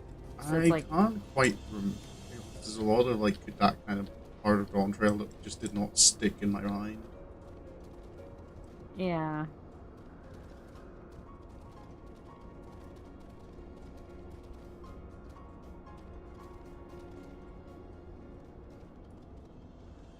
Yeah, a lot of things in Dawn Trail didn't stick with me either. It's such a contrast though. Like when I finished Heavensward, I felt amazing after it. Hmm. I was like, yeah, kill the Archbishop. I think part of it. He's dead. I think part And of then it. just feeling good, but then also feeling conflicted because of the whole thing with Estinian and Yeah. Nidhogg. So I think. that part made the victory a little bittersweet. I think one thing that does get me out Dawn Trail, and I think it's gonna kind of be the same for like any expansion going forward. But like Uh-huh. Endwalker felt like such a good conclusion to me. Like I know Uh-huh. Emmett Cell kind of like sets up like there's still all these things you haven't seen, but to me that almost feels like kind of a like the adventure's never truly over kind of thing. Yeah.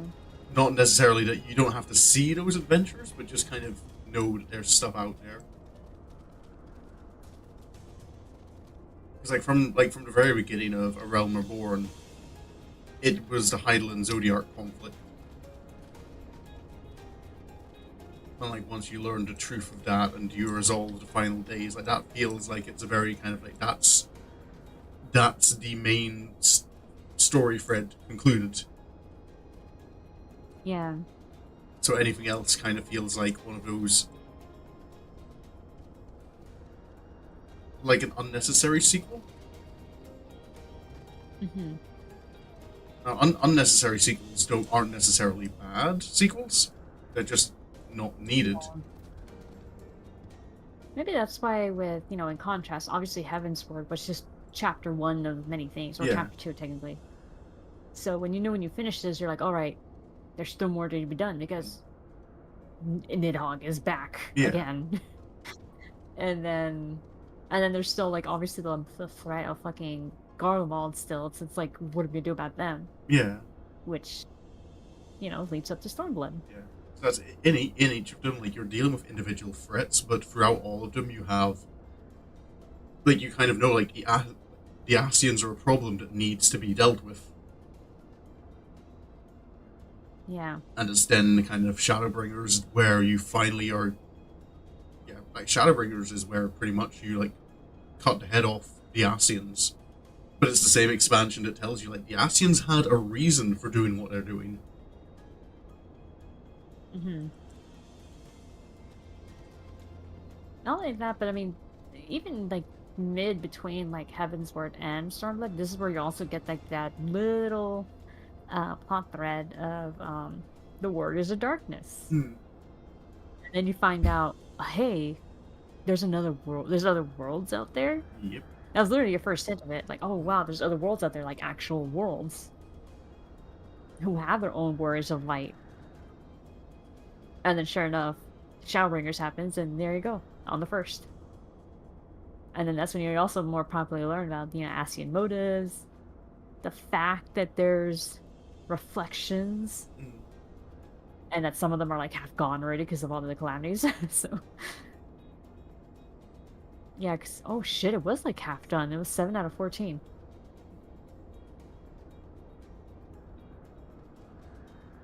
No wonder Hydralin was like super weak. Like Zodiac was like already half strength. Which also explains his appearance in the fight in Endwalker, why he looked half formed. I'm kind of interested. Next time I get Zodiac in a fight, like how many missing parts does he have? Like with those magic circles. Oh yeah. I wonder if the number of missing body parts would like match up with the number of sundered shards. Oh, yeah, that'd be a good point to check. Yeah. We've been going on quite a ramble. It's okay. Yeah. I'm trying to stop myself from rambling about Dawn Trail. I feel like I have plenty of time playing about Dawn Trail when we get there. So.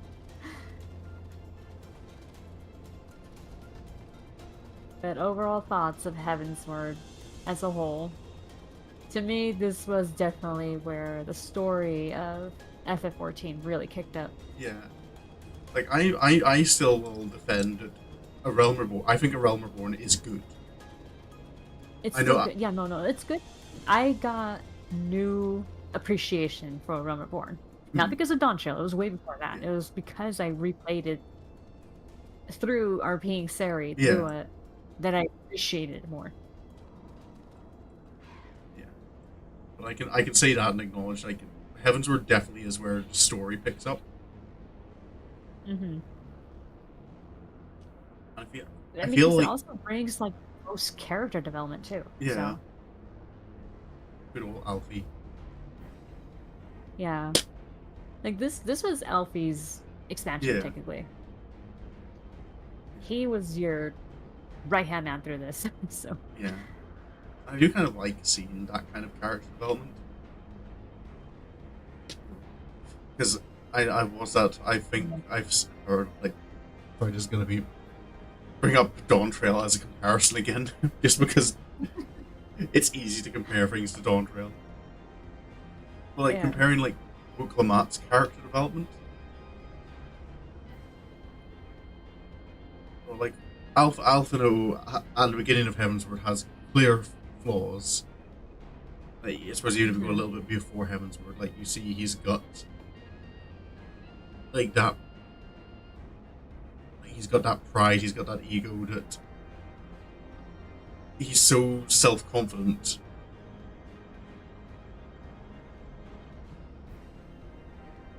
Not to mention, like, he ends up having a great foil, like, to himself in a way, which was through Valkyrie in Shadowbringers. Yeah. That was someone who said, "I know what's best for everyone, and I'm the leader."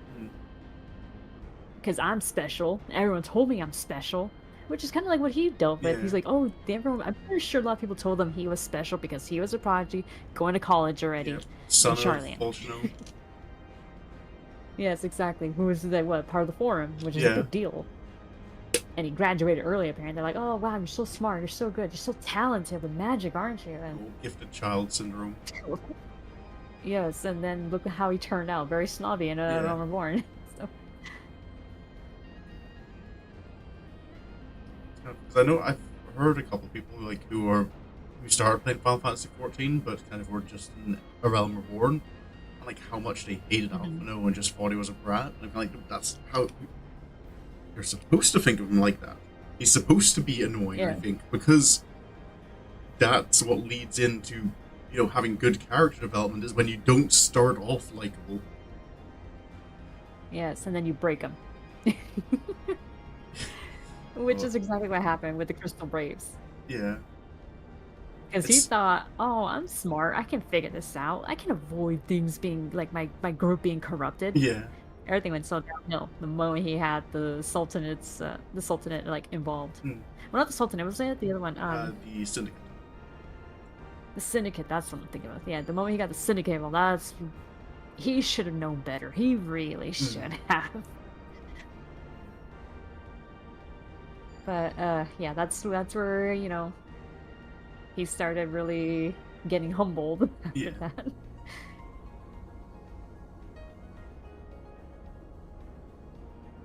I mean, just like, you know, the whole thing that went wrong with the banquet and all that stuff, you know, he was at his lowest when they fled to Kurthis. Yeah. Because even he was like, I really thought I knew what I was doing. Yeah. I really thought that the plan was like flawless, and it just blew up in my face in the worst possible way. I know most of his developments in Heavensward, but it's nice as well that you do see that. Like it does have a lasting impact. It's not just like a one-off kind of, oh, I made a mistake, I've got over it, forget about it. Yeah. Like it keeps coming up through pretty much every expansion. Alphino kind of like does have that more hesitation about taking leadership. He does think more carefully about how things play out. Yeah. I think It kind of felt like in A Realm Reborn, you couldn't.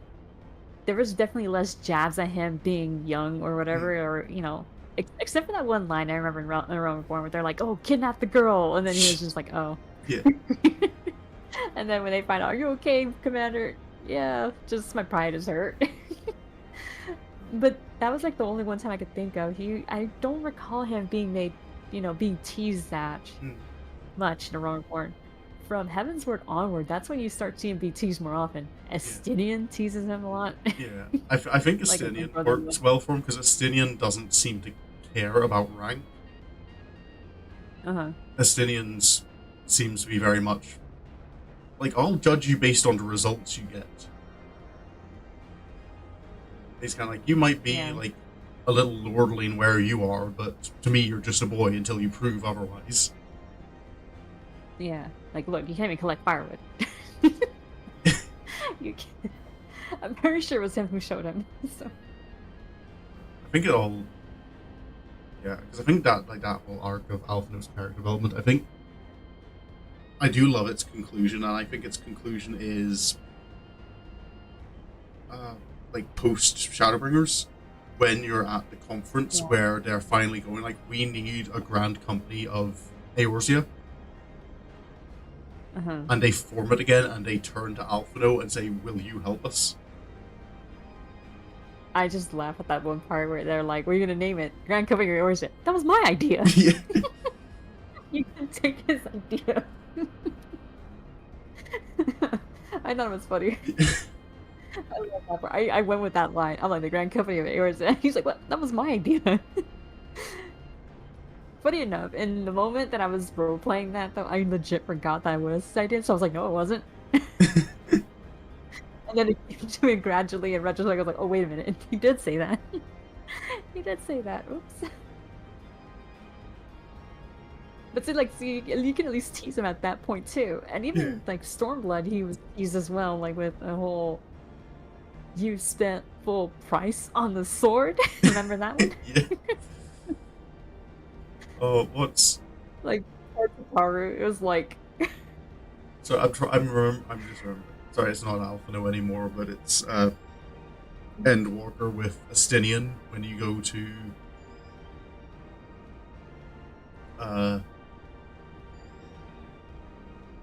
name Favner for the first time.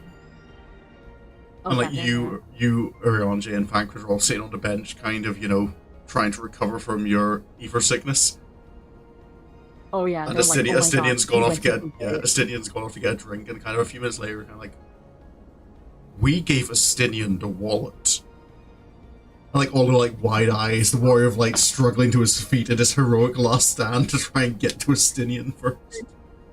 Yeah, everyone looks at your character like, whoa, stop him. You have to stop him. Yeah. Because what did he spend like 20,000 gil on a bit of string to tie his hair up? Oh yeah, that's right. They told me it was like I guess having rare Favnarian string that will never break.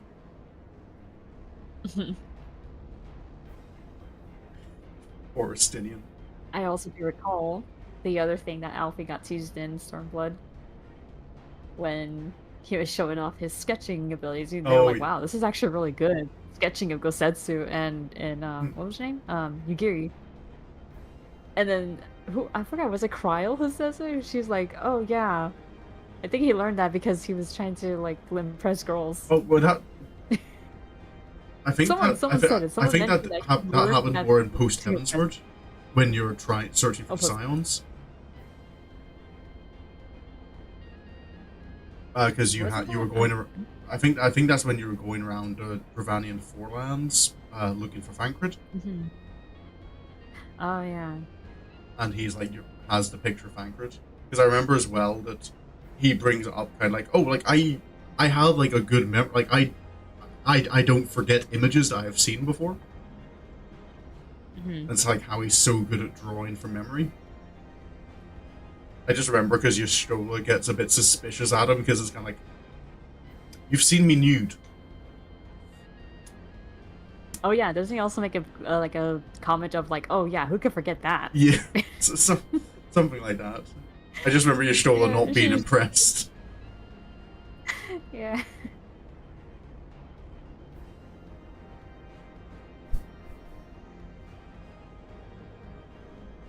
But see, like, what a difference it is. It's like almost night and day. Like to see Alfie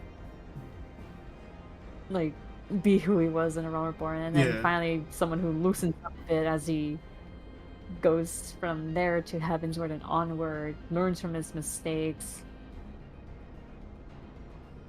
It did a lot for him, yeah. yeah. He did great as a character in that. But here's another thing too that also concerns me because I just thought of Amric right now Hmm. because of Heavensward.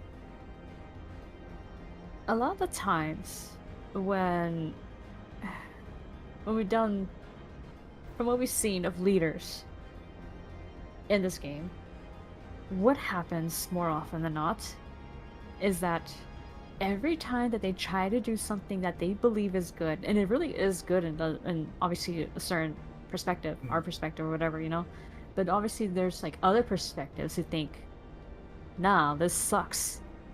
I don't like you as a leader.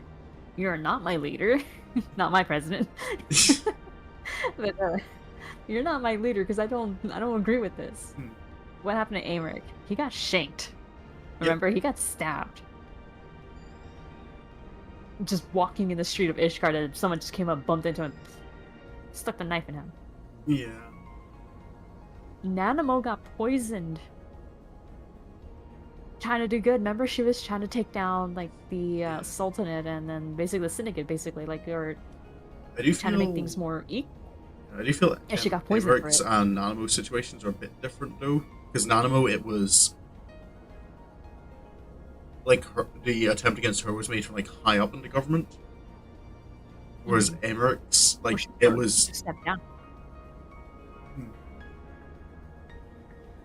Amric was voted, remember, as Yeah. like Uh, as a leader, basically. yeah, kind of. I think people as well.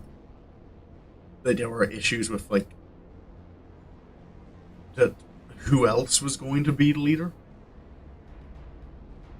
Like he was the Archbishop's son. He was the one kind of in charge of the Temple Knights at the time. So I think there were some people who were kind of like, well, we weren't in a situation to like look at many other candidates or give them a Yes, but I time to mean get that also. popular. Yeah, but there would still be people who had a Yeah, problem with it because it's still he still got put in a position of power, and obviously some people are like, no, what the fuck? Like you guys just said, like you guys just put him there just to put him there, I guess. So of course they're gonna be angry about it, and he got stabbed for it. Kian also had people who didn't agree with him because remember what happened with the whole blasphemy? hmm. Yeah, people were upset with him. They're like, okay, we brought back some of them, but what about the rest of us who didn't never saw our loved Yeah. ones ever again?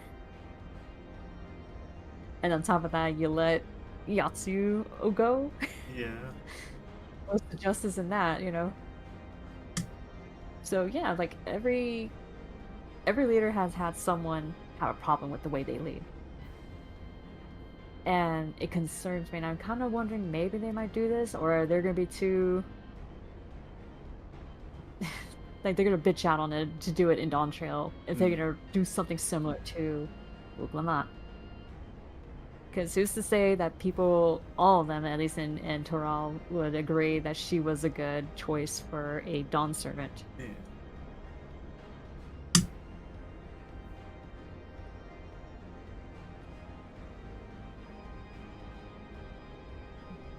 It's hard Because to who do. knows? Maybe some people were like, okay, well, I was kind of rooting for those other guys, and maybe Kwano, obviously, but like, I kind of wasn't expecting you to be in it too, kind of thing, you know? They probably thought it was only Kwano that was gonna win, or what was his name? The other guy, fucking. Oh my god, their other brother. Why can't I remember his name? One who he murdered. Yeah, yeah. The lizard. Anyway, yeah. Like there was people going for that too, so I just don't believe that they would easily shift views on that, you know? Because I mean, even here, people are still complaining about, you know, like Trump being president. So it's like, I can't imagine with the way people are in real life that they can just easily be like, yeah, look, that's my Dawn server, let's go, you know? Because they were so, like, remember, she had very little people believe in her too, so. Well, it kind of depends on how you. Because to me, it kind of felt like kind of annoyingly like people were on board with her, like when you're going through her trials. Yeah. Which is kind of like I know something like I kind of like held on to the opinion of going through Dawn Trail is that Wuklemat has good ideals, but she has so little backing for what she wants to do. Yeah. Which is why I was very much on the side of like I thought Koana was probably the best fit because he wasn't. I thought so too. Yeah, he wasn't the warmonger that their big brother was. He wasn't just the psycho that the other guy was. I know he did kind of become a good guy towards the end. He might not have had the same like heart and ability to connect with people as Wuklemat, but he did still care. But he had that more. Well, I think it's something I mentioned before. Like you can't. Like when you're. I felt like he. Bakul Jaja, that was his name, right? Oh yeah, Bakul Jaja. Yeah. Yeah. So like. Zeralja, that's the other guy's name. Sorry. Oh yeah, Zeralja, that was the fucking big brother. Yeah. So Galul Jaja, like I felt like, don't get me wrong, I enjoyed his character like development. I felt like he was the one saving grace, but at the same time, his characterization before that point was a little fumbled a bit. Yeah. I mean, it's not like, because I'm comparing it to Alfie. Alfie obviously was a snob and stuff, but you can kind of see like he was doing things the way he was because he felt, no, like you could tell, like, oh no, I really believe that I know what's best for everyone. Because obviously, you know, look at Thanalan, Lenosia, and the Shroud. Like, look at them, they could just work together. And then finally, like, I mean, but then, like, in contrast, Bakul Jaja, he just comes off so much of a bully that you wouldn't even know that he's doing the things he's doing for his actual motivation until the motivation is revealed. It's just told to you. And it's like, okay, well, if you're really doing this to, you know, like, out of desperation, why the bullying methods that you've done? Like, it just didn't seem like a desperation to win. You know what I mean? It just seemed like you're just fucking around just to fuck around with people, you know, because you can. It never came off as a way of like an actual motivation underneath it, you know? It just felt like he was just being a bully just to be a bully. Yeah. And to be told later, like, oh, see, he was just a product of like us trying to make the blessed siblings. Mm. And I'm like, you're telling me this, but you didn't show it. Like you just literally dumped on it on me Yeah. the moment I entered the area where his home is in. It's like, I don't know. I think they could have just handled his methods a little better. Yeah. I felt like maybe Zoology could have been the one that was just straight up ruthless and all that, and he was. Mm. But the Cole Jaja I feel like he just was made the bully just to make it more prominent of like, see, Wukmamat's great, isn't she? She's so nice. Yeah. Like you have to really put a bully in there to make her look gooder, look better, Gooder. Yeah. gooder. No, I think, because I know you and Nam, like, when we were going through Dawn Trail together, like, I think I brought up several times that my problem with Wukmamat is that being nice and being a good person is not enough of a qualification to rule a country. Yes, There is, it isn't. you need to be able to, like, think through these things and make decisions for the best of all people, even if it's a decision that is going to annoy some parts of your population, because you can't make everyone happy. Yeah. I do kind of feel like the way they did work things out in the end with kind of the dual monarchy works. Like, Kwana is there to, like, keep Wukmamat's niceness in check and make sure that she doesn't, like, overextend what they're trying to do. Mm-hmm.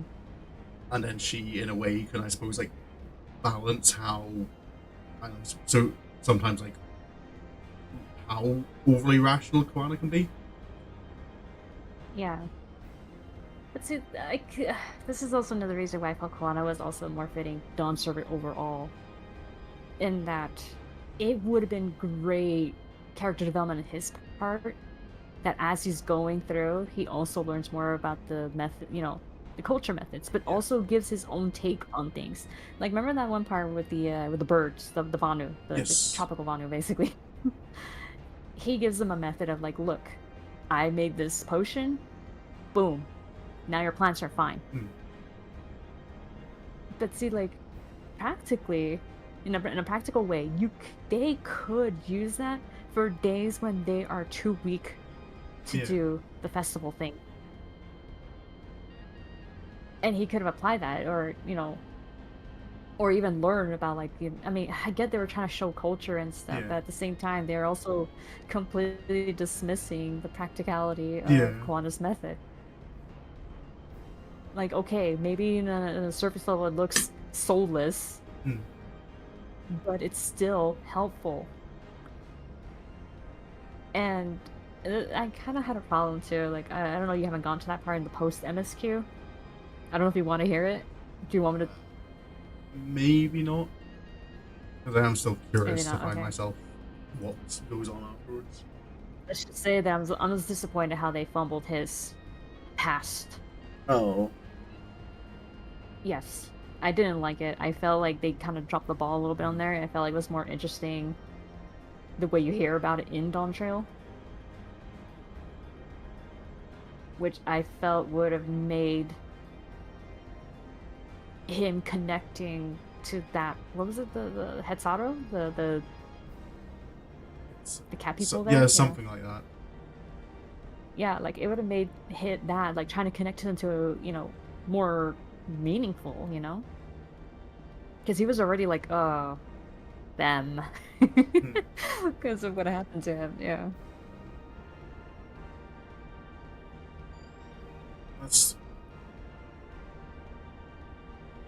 But yeah, I felt like Wigglebot could have been a side character, where she could have been like, brother, like, what about this? Like, they could do it this way too, And maybe they could have collabed together early on, saying like, okay, you have this way and I have this way. Yeah, Because they did find out, of course, that the fucking festival thing somehow brings magic, and then yeah. I think the thing that stands out is, like, comparing, like, Alphino in Heavensward to Wukmamat in Dawn Trail is how has Wicklamat changed by the end? And I kind of think, like, I don't know if, like, she has really changed. She got to know her people better. Yeah, but that's kind of like she was already... Like, that's the kind of she didn't change, she just kind of learned more things. She stayed the same person. Whereas in Alphino's case, like, we see him learning, like, that sense of humility to not, like, assume that his ideas are always the best way forward. Mm-hmm. Be able to, like, trust other people to support him. Learn to talk with people and not at people. Yeah.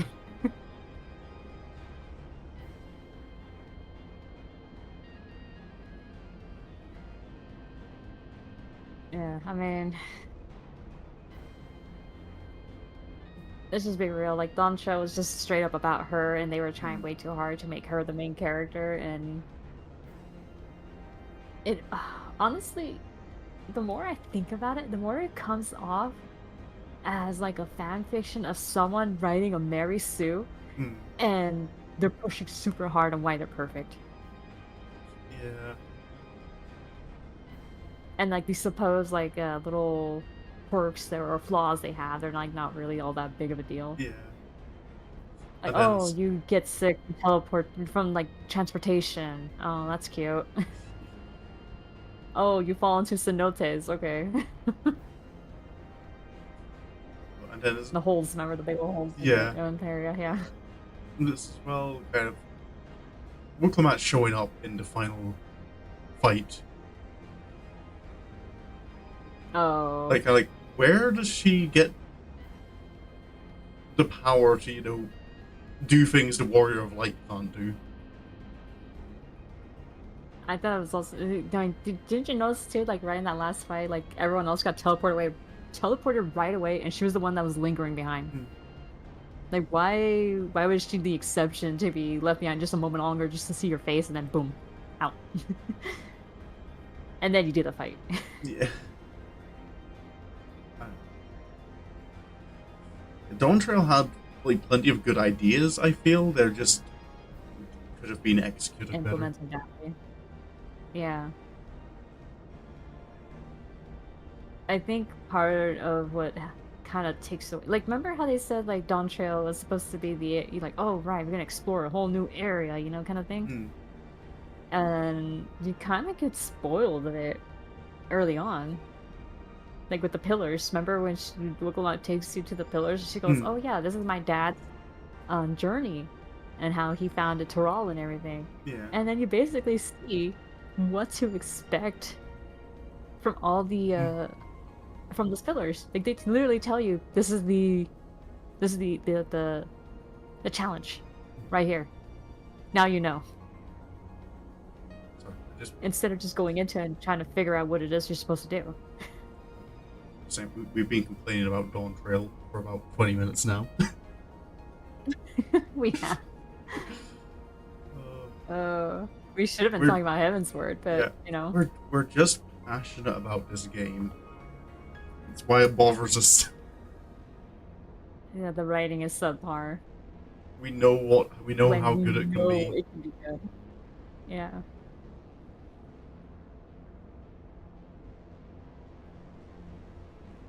Like, I mean, it's that. No, keep going. You want to hear us complain more.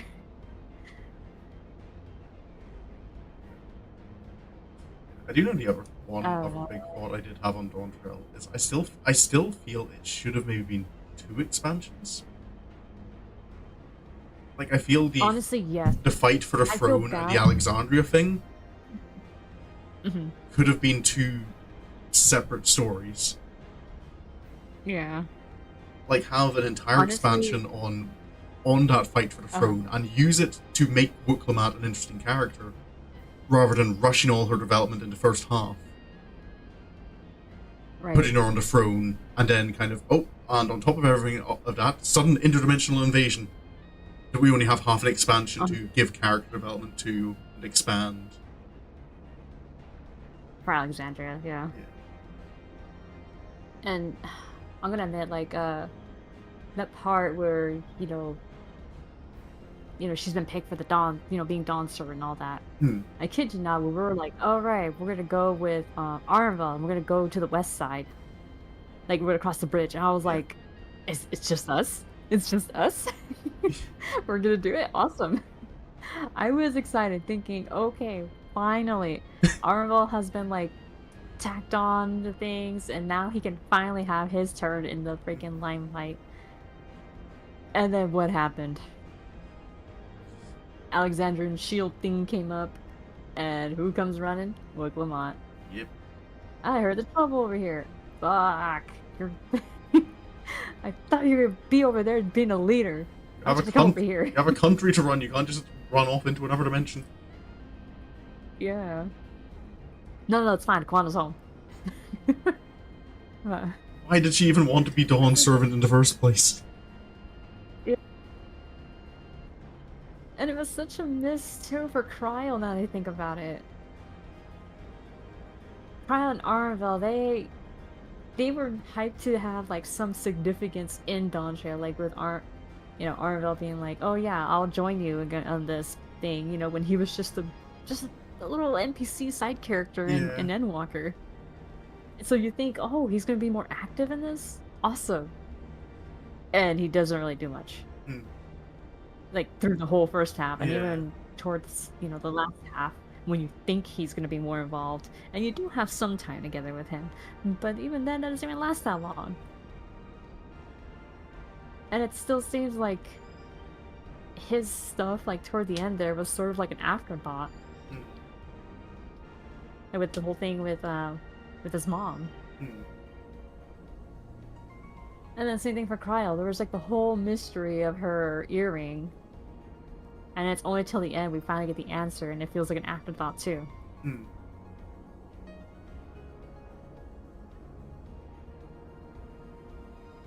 I don't know. Like, I don't know. I was really hoping for Cryo and Arnvel to have more of a role in the story, with how they were built up and the anticipation of it beforehand. Yeah. Especially when Cryo was also such a, like, almost like like the B team sort of the Scions. Yeah. Well, I think in Endwalker, like, she was kind of like, I think from, like, Endwalker, she was kind of like joining, like, the main team. She was quite a right. Endwalker. Yeah, she was. Around Shadowbringers is when they also started stepping her up, actually, because remember, she was keeping the Scions alive. Yeah. She was being very useful in the background. Yeah. Around there is when her involvement started picking up, and then Endwalker, she became more central when Highland started speaking through her again. Or using her to speak to you, and then you see all this, and it's like, oh, cool, like, now she can finally have her own character focused stuff, because we only hear things here and there about her and stuff, and now we can learn a bit more about her, or at least you think you'll learn more about her. And well, how she appeared for the first time ever in a trailer, and she didn't have much to show for it. I feel that's maybe just... And that's kind of sad. I feel that's maybe, like, the one big takeaway that I do hope that the dev team get going forward, is that I feel like fans are more interested in seeing the development of existing characters rather than pulling in new characters. I mean, they could have done without bringing the Scions, especially when they made a big deal of, like, oh no, we're separated now, guys. They could have made brand new characters into Raw. But, made them interesting. One thing I am disappointed didn't lead anywhere as well is being having Urianger and Thancred on the one of the enemy teams. I'd have loved for imagine fighting the combo of them as a boss in a dungeon, Oh, that would have been good. But like the most they do is kind of, oh, we've blocked off a tunnel, so you have to go a different way. Yeah. Because I feel that would be in character as well. Because I feel at that point, like both Thancred and Urianger would be kind of like, we're curious to see how we'd fare against a Warrior of Light. I thought that was the whole point too. Yeah. Like even they were kind of like excited about the idea. Yeah. They're like, "Oh, I wonder how it's gonna be like to actually have you as an opponent for once." Yeah. And it never happened.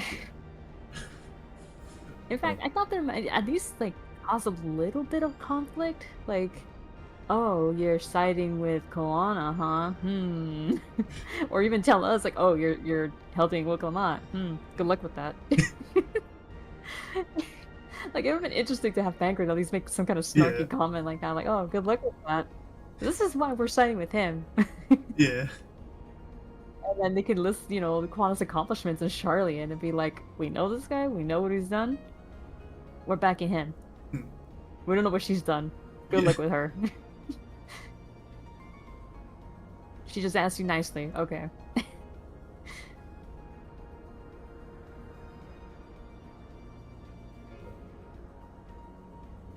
And I do remember, like, in post Endwalker, leading up to Dawn Trail, when you first meet Wuklamot.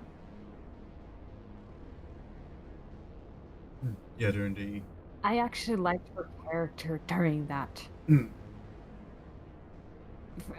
Funny enough, I enjoyed her character, but then when it got to Dawn Trail proper, then I honestly I got irritated with her as time went on. So. Yeah.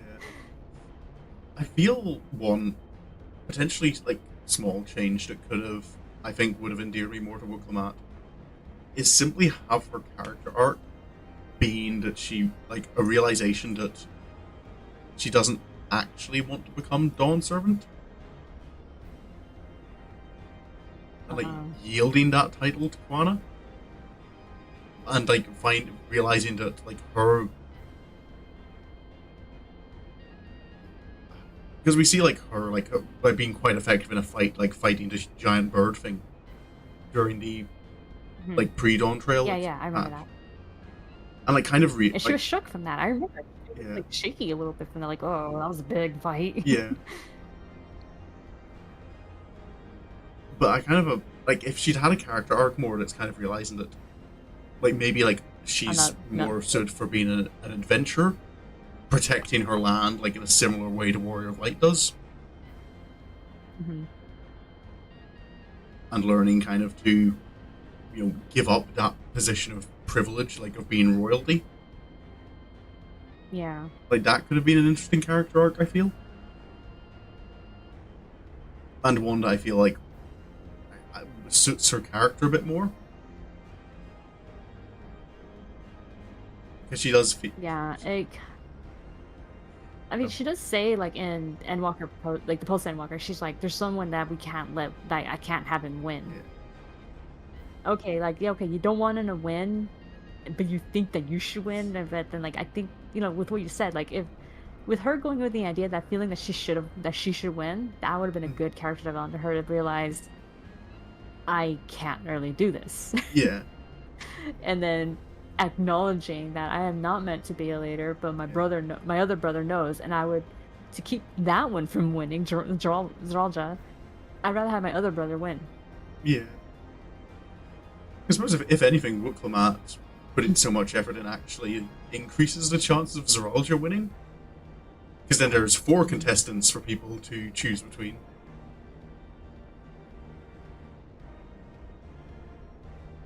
True, yeah. Which means you need less of a majority. Well, to be fair, it was never about voting anyway. It was about winning a trial.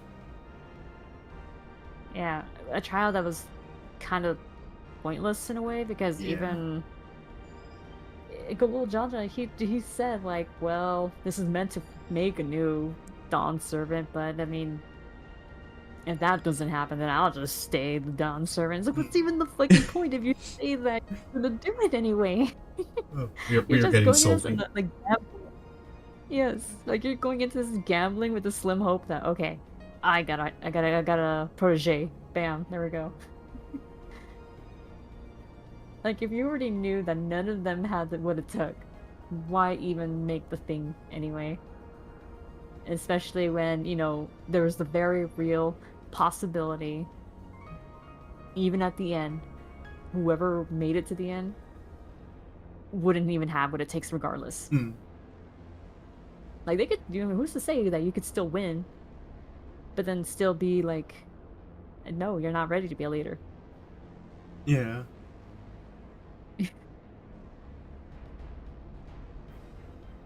Like, because the more you think about, like, what was done in these trials and stuff, I don't think they really built up leadership qualities all that much. Yeah. Convoluted sibling rivalry. Yeah, Yeah, that's Dawn Trail. Convoluted sibling rivalry. Yeah.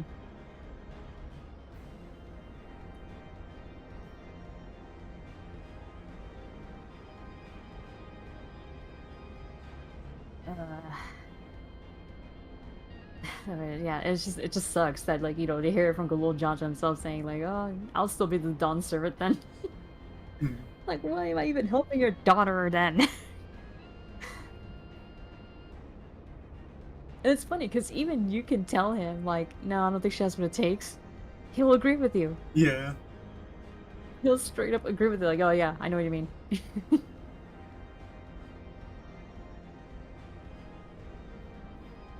So it seems like the whole narrative was built to be like, "Oh no, she's not great," Mm. and yet still she wins. I Yeah. don't. I feel that's like the fundamental problem. Is it And never? oh, sorry, go ahead. Yeah, I feel that's a fundamental problem. Is the plot needs Wuklamat to win, but never lets us as players, like, it never gives us a reason to, like, personally believe that. Yeah. Like, unless you're someone who is just, oh, she's nice to people. That's enough of a qualification. He asked me, sure. Like, I'm kind of And imagining, imagine like voting in a president just because, oh, he's a nice guy. He has no political skills at all. He does not know anything about running a country, but he's a nice guy. I'm sure he'll do okay. yeah. But see, like, there was another thing too. I kind of went back and did like some like watching of like some other scenes, Hmm. at least involving Pokemon in a way. And I remember like in the final like Endwalker quest, right as it goes into like the one before Dawn Trail, Yeah. when you got Hatia on the on the bridge, and he asks you like, okay, so what do you think? Are you gonna like do this? Like, do you believe that she can do this thing? And then you can even say like, I don't know how I feel about this. I don't know if I'm sure. Yeah. And he'll understand too. He'll be like, yeah, I can see what you mean too. Like, the fact, Gahatia says it, who barely even met her, and then Hmm. there's her dad who said, yeah, I don't know about her either. Yeah. Like, there's so little confidence in her, and it's almost like seeming like the writer was like trying to build her up so much as like such a underdog, Yeah.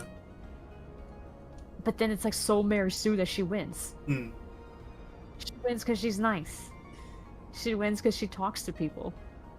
Yeah, yeah. Okay, you're telling me that there's the Vanu in Tyrol, and then she didn't even bother to know what their greeting was when she lived there, Hmm. and only learned about it when she went to their village. Like, Tyrol's supposed to be like the center, like the melting pot of all these other Yeah. cultures in the continent to come together, and yet she still didn't know anything about anyone. Too busy hunting. Yeah. Like, what the fuck were you doing? If you were so friendly and stuff and talking with everyone, then why the fuck did you not know this stuff? Did you not care to ask? you know? But then all of a sudden when you're doing the trial, then you care to know? I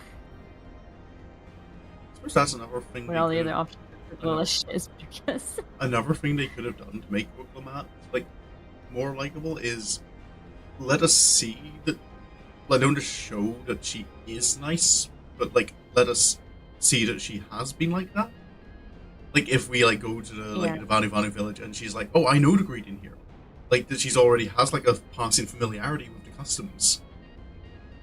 Like, kind of let us Mhm. see that it's not only because of the tournament that she's interested. Isn't a way that, I suppose, that undermines her being nice, is that she, yeah, like you're saying, like, she didn't bother to learn this stuff beforehand.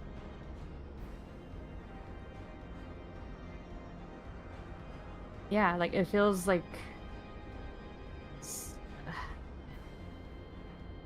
I don't know, like I was looking at a retrospect when I was thinking about like, okay, you don't know about this, but then like and I also remembered like how I've heard in Shadowbringers where you can hear about La Li Ho early on before you actually get to the dwarf village. Yeah.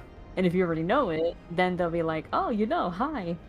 So how come they couldn't, respect that in turn? That if you happen, like, at least for an NPC, like, okay, they met this character beforehand, whereas like our warrior light met a dwarf early on and knew about Hmm. Laliho.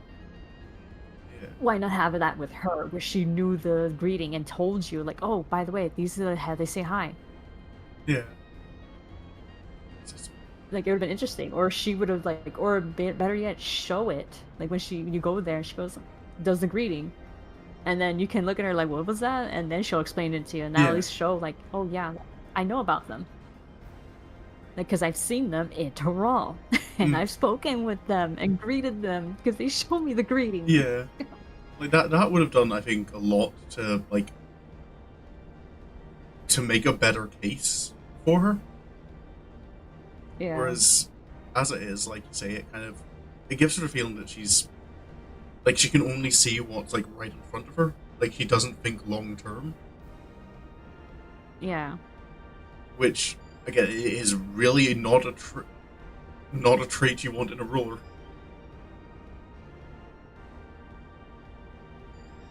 Yeah. I mean, honestly, like I'm kind of wondering if the alternative could have been that she was just so sheltered that she didn't know about this, like.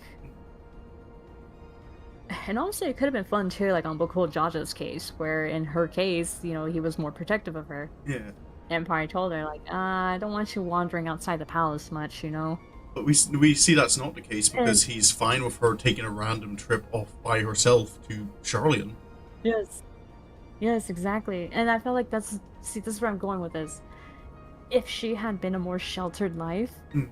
that would have been good character development for her. Because at least that would explain, like, oh, this is how they say hi. Yeah, That would at least explain, the Vanu, like, greeting, why, traveling to these places and learning about them would have been such a big deal for her yeah, because she would be like, I've heard these people are in my city, but I never really interacted with them, and now I can finally interact with them. yeah. And we know as well that she had access to this information because she was, like, as you said, like, she's good friends with Aaron, whose job is Oh to yeah, go out Annabelle, yeah. to various cultures and place and like observe all these different things.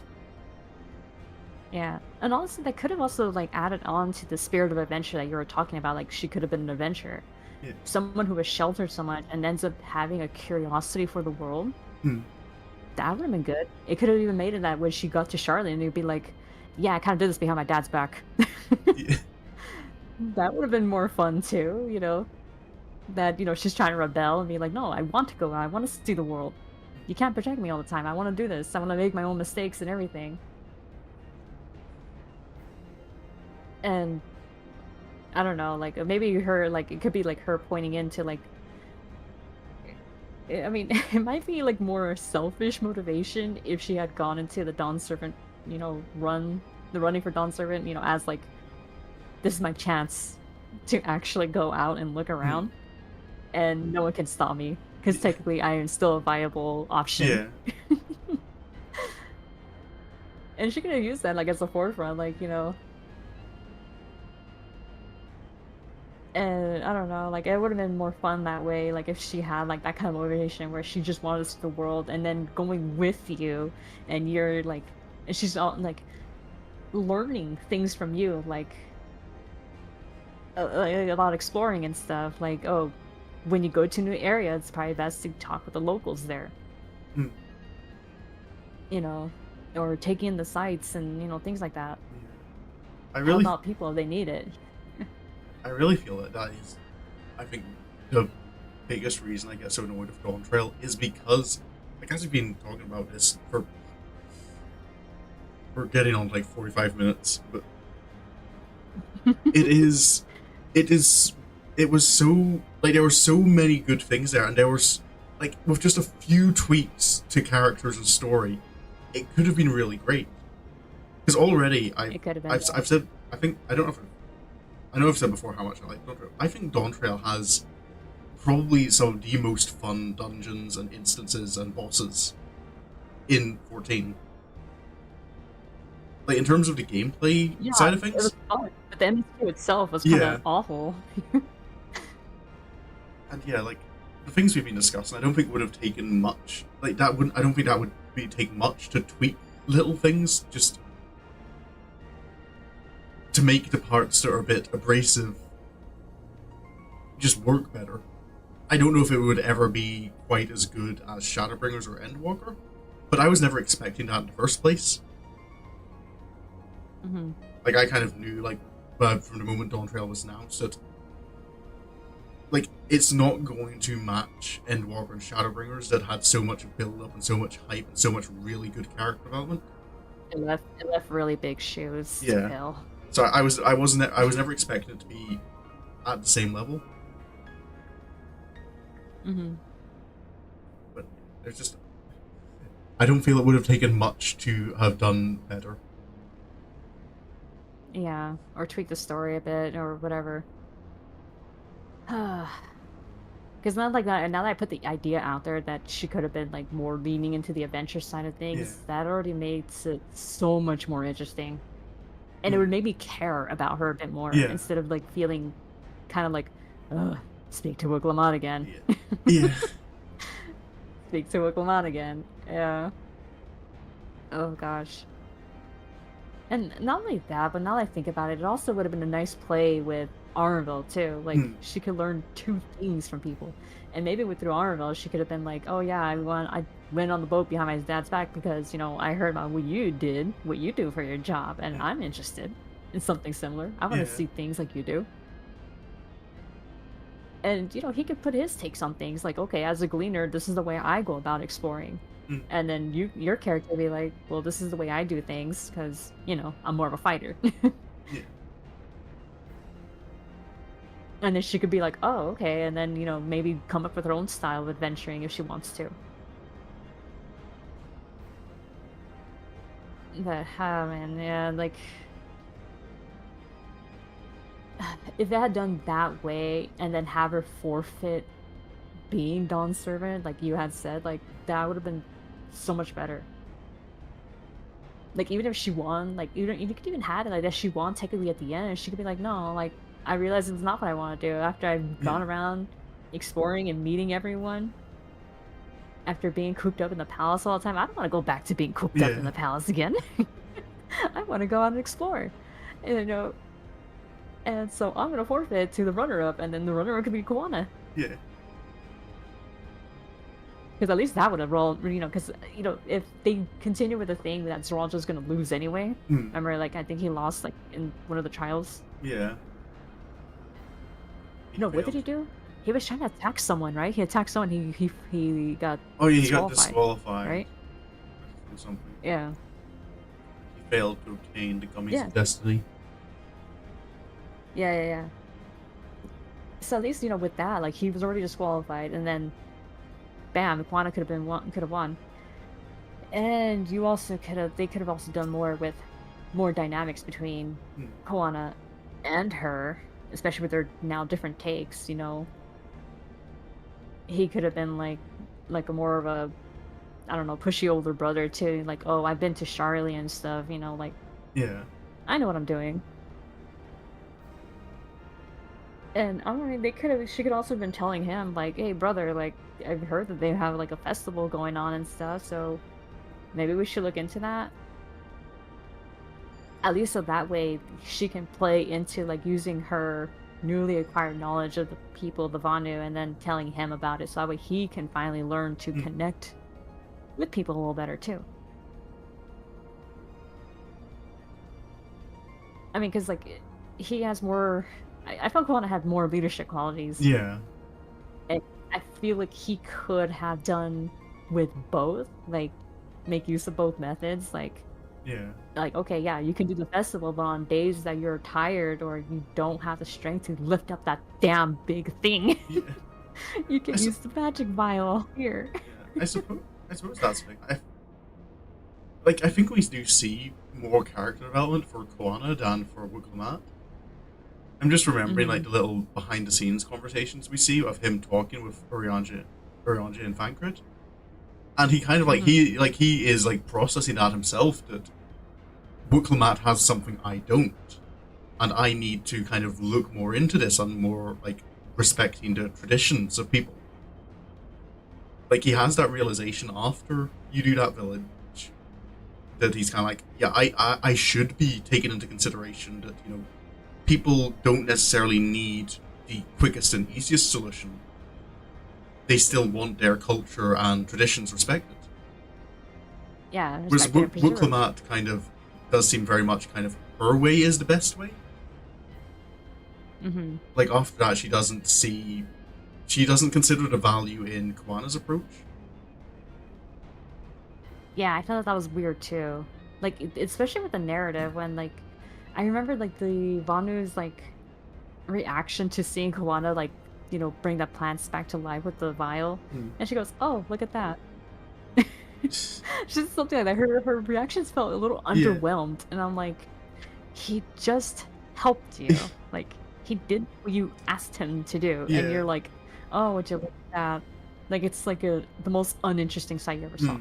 But then when Wukla does her old thing, then everyone's all like, "Yeah, this is awesome," and they're like completely rooting for it. It's like it feels like clear favoritism, and it kind of rubs me the wrong way. Yeah. And you know, with the thing, when the idea, or at least one of the themes, is to learn about another culture and learn about the people, and yet you don't take into account your brother's opinion on things, or you know, the way he wants or his methods, and trying to understand him, and then also like have him understand her.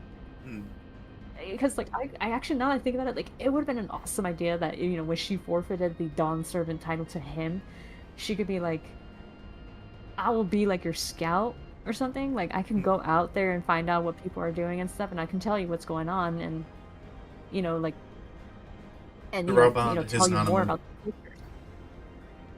Yeah, like yeah, exactly, like yeah, Rob onto her Nanamo, yeah. Like you can deal with all the political, you know, ruling stuff. I can deal with all, you know, the adventure fighting and stuff. And I can be advisor, like on the PR kind of stuff, yeah. Because, you know, Koana could still be going about like, okay, I want to do this and this, and she could be like, whoa, hey, hold on, wait. If you do that, this is how it's gonna affect these people. See, like that would have been, yeah, like she'd be like, I've been there, I've talked to them, and she could at least put her knowledge in that, like that, you know, and be an advisor. I see her more as more of an advisory role, but it's still like kind of active in a way of like, I want to go out there and look at things and then come back. Exactly, as an adventure in a way. You're getting a little I don't know, like I feel like that, like, huh? Were you getting a little fidgety there? I was getting a little fidgety. Oh, sorry. Was I getting too animated? No, I'm just wondering if you're getting, yeah. Find it hard to sit still. Oh, well, I am kind of moving a little bit in my seat, so yeah. I was actually moving my hands right now, so I think that was making me, like move a bit from the camera. Sorry, the mic. Doing the hand movements when you get really agitated. We have been ranting for an hour now, so. We've been ranting, yes. Oh my god, we have. We're getting fired up. Well, I mean, it's been a lot of processing. Because, like, when I finished Dawn Trail, and then when I got to that part in MSQ before I stopped, you know, like, I could have easily, like, I don't know, like, I didn't have time to really think it over. I was just so fed up in the moment that I'm like, I'm done. I don't want to touch this anymore. I don't want to think about it. And now it comes to a part where, like, okay, I'm thinking about it. and I'm understanding why it's pissing me off. Yeah. Hey, here you go. I am reflecting. I'm not liking it. You've only missed like an hour of Mooney and I complaining about Dawn Trail Yeah. and how we do it better, because we know more Yeah, than exactly. a professional game development group. Yeah. We're role players. We know exactly about character development and character personalities. It requires suffering. Yeah. Awesome, yeah. Oh man. As your character really Oh man. Now develops, that we, they are like I said, tortured. now that we put the idea out there, I am so for that idea. I wish it had been like that. It would have made it so much more interesting. Squeenix, hire us. We can write stories for you.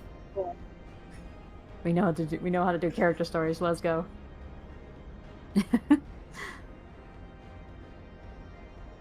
Oh man.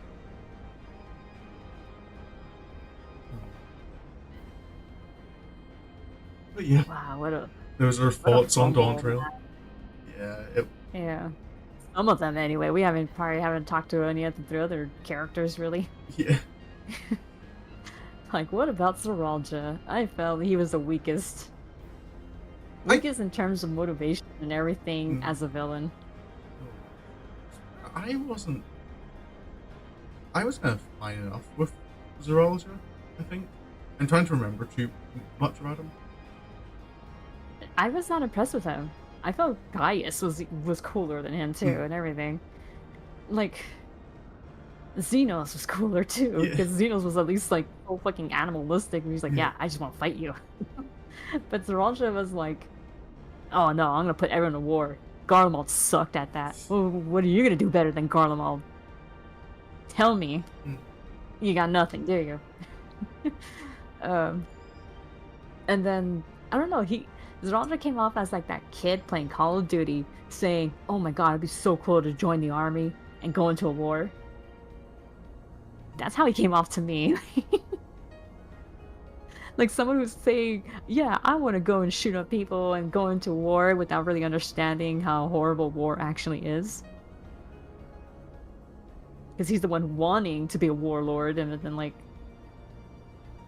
Because he even like they make a mention of that, like, oh yeah, these people like say this is what they want, but I'm gonna put them into war, or some shit like that. I don't know.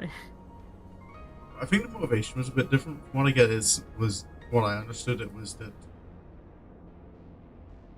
he just saw it as like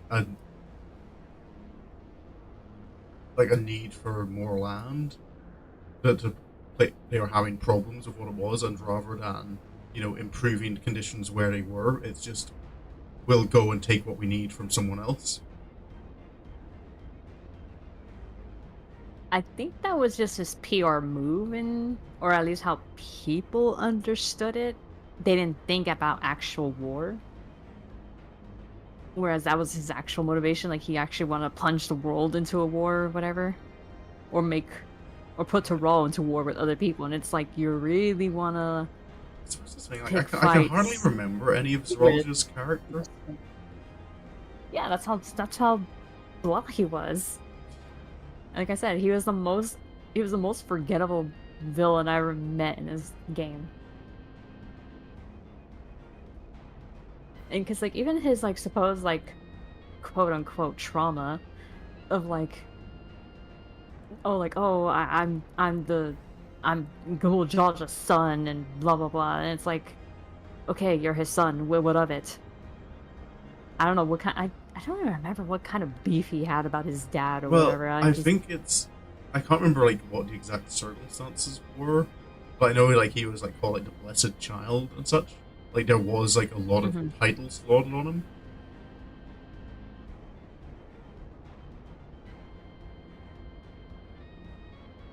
I think I remember something about like the pressure of that breaking him to an extent.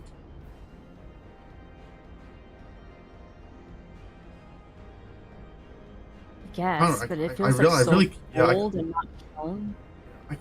I really can't remember. I just remember like Clement kind of overshadowed everything. Yeah. I don't remember much else about any of the other, like, newly introduced characters. Yeah.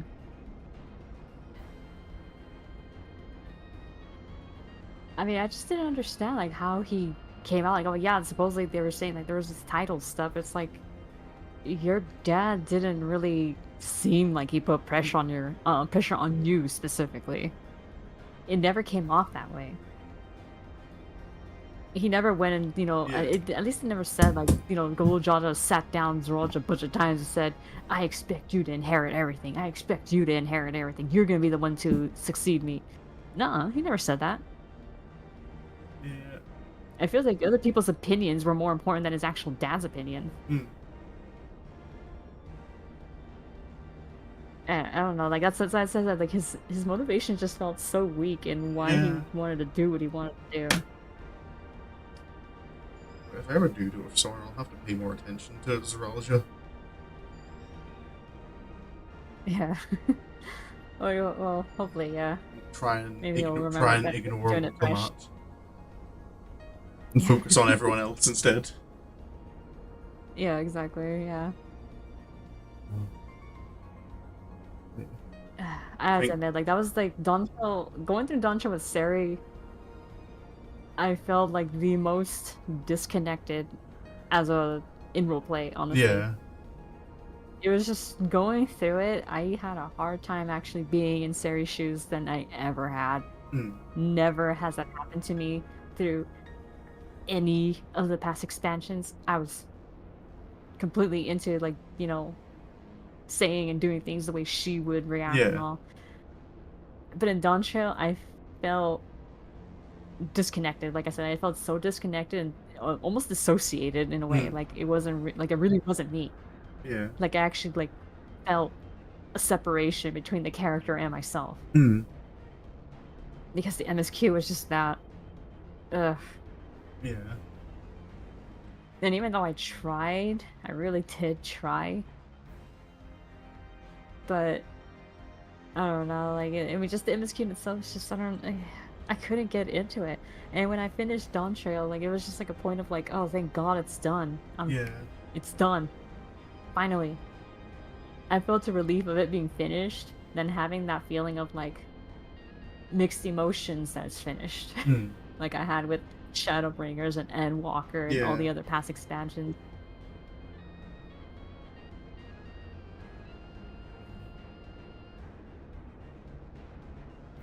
Like the best way it's gonna be kind of a little much to say this way, but the relief I'm thinking of, at least two different types of relief that I'm thinking of, is like everything up until Endwalker felt like that great moment when you're finally peeing. You've been holding it in for a while. That really was like, ah, it feels great. It's out. And, like Dawn Trail felt like relief of like, oh, thank God, I'm done with the dentist's office. Oh. Yeah. I'm done with seeing the doctor. It feels like a big chore you really didn't want to do, and it's finally done, and you just feel relief that it's just done and out. Because that's how it felt going through the MSK. It just felt like a chore. And it's terrible, and I feel awful that this game that I have put so many hours into, Yeah. I've adored the story for and its characters, and it made me feel that. Those awful emotions.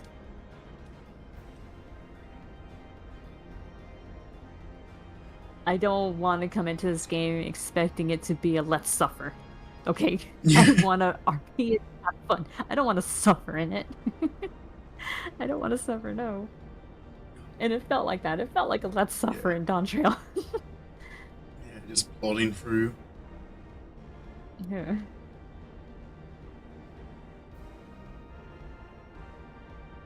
Well, do you think that's about time? Well, yeah. 2 hours, 45 minutes. We've gone on a bit longer than normal. Holy smokes. We really needed a rant, didn't we? Yeah. It's out of our system. It's our system. Try and get Hopefully some now that catharsis. we can finally stop talking about it. Yeah. Oh, Because I feel like we were like putting little things here and there through the past videos, Yeah.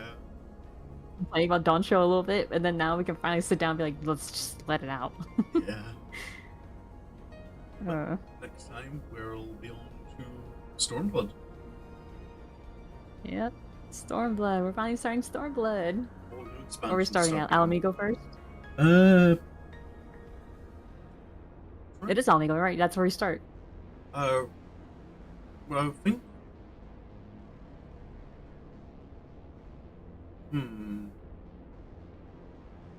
I mean, it doesn't help that this is an expansion where you jump from one place to another. You start in Alamigo, go to Doma, go back to Alamigo. I feel it's best to save the best for last and do Offard those 3 areas last.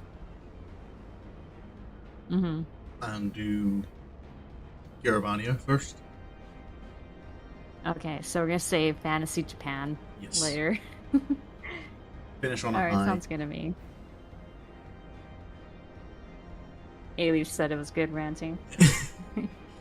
Oh. Yeah, Yako, if you really want to see the beginning of the ranting, then I highly suggest it since we definitely went off. Yeah. Complete ramble tonight. Oh, yeah. Yeah. Apparently I got so heated, I got sweaty. Oh, I'm feeling it, Mr. Krabs. Okay. Dear. Alright, everyone. We'll let you go, because, wow, we're way into overtime. Yeah. I think this is by far the longest, yeah, I think this is... Walking the Light stream. All thanks to Dawn Trail. All thanks to Dawn Show, giving us a lot of reasons to complain. Alright, guys. So, thank you for joining us on the tour of Azys Llya. We finally made it to the flagship. And then, thank you for joining us, or sitting there with us, as we complained for almost an hour about Dawn Trail. An expansion that's, like, way later. Yeah. How we could have done it better. How we could have done it better. And, you know, it'll be nice that we can hopefully focus more on Stormblood itself. Yeah. Which just reminded me of Lise, and I'm like, the Wook Lamont before Wook Lamont. Well, she wasn't that bad, but still, there was just some things about her where I was just like, come on, Lise. You'll have your chance to complain soon enough. That's true.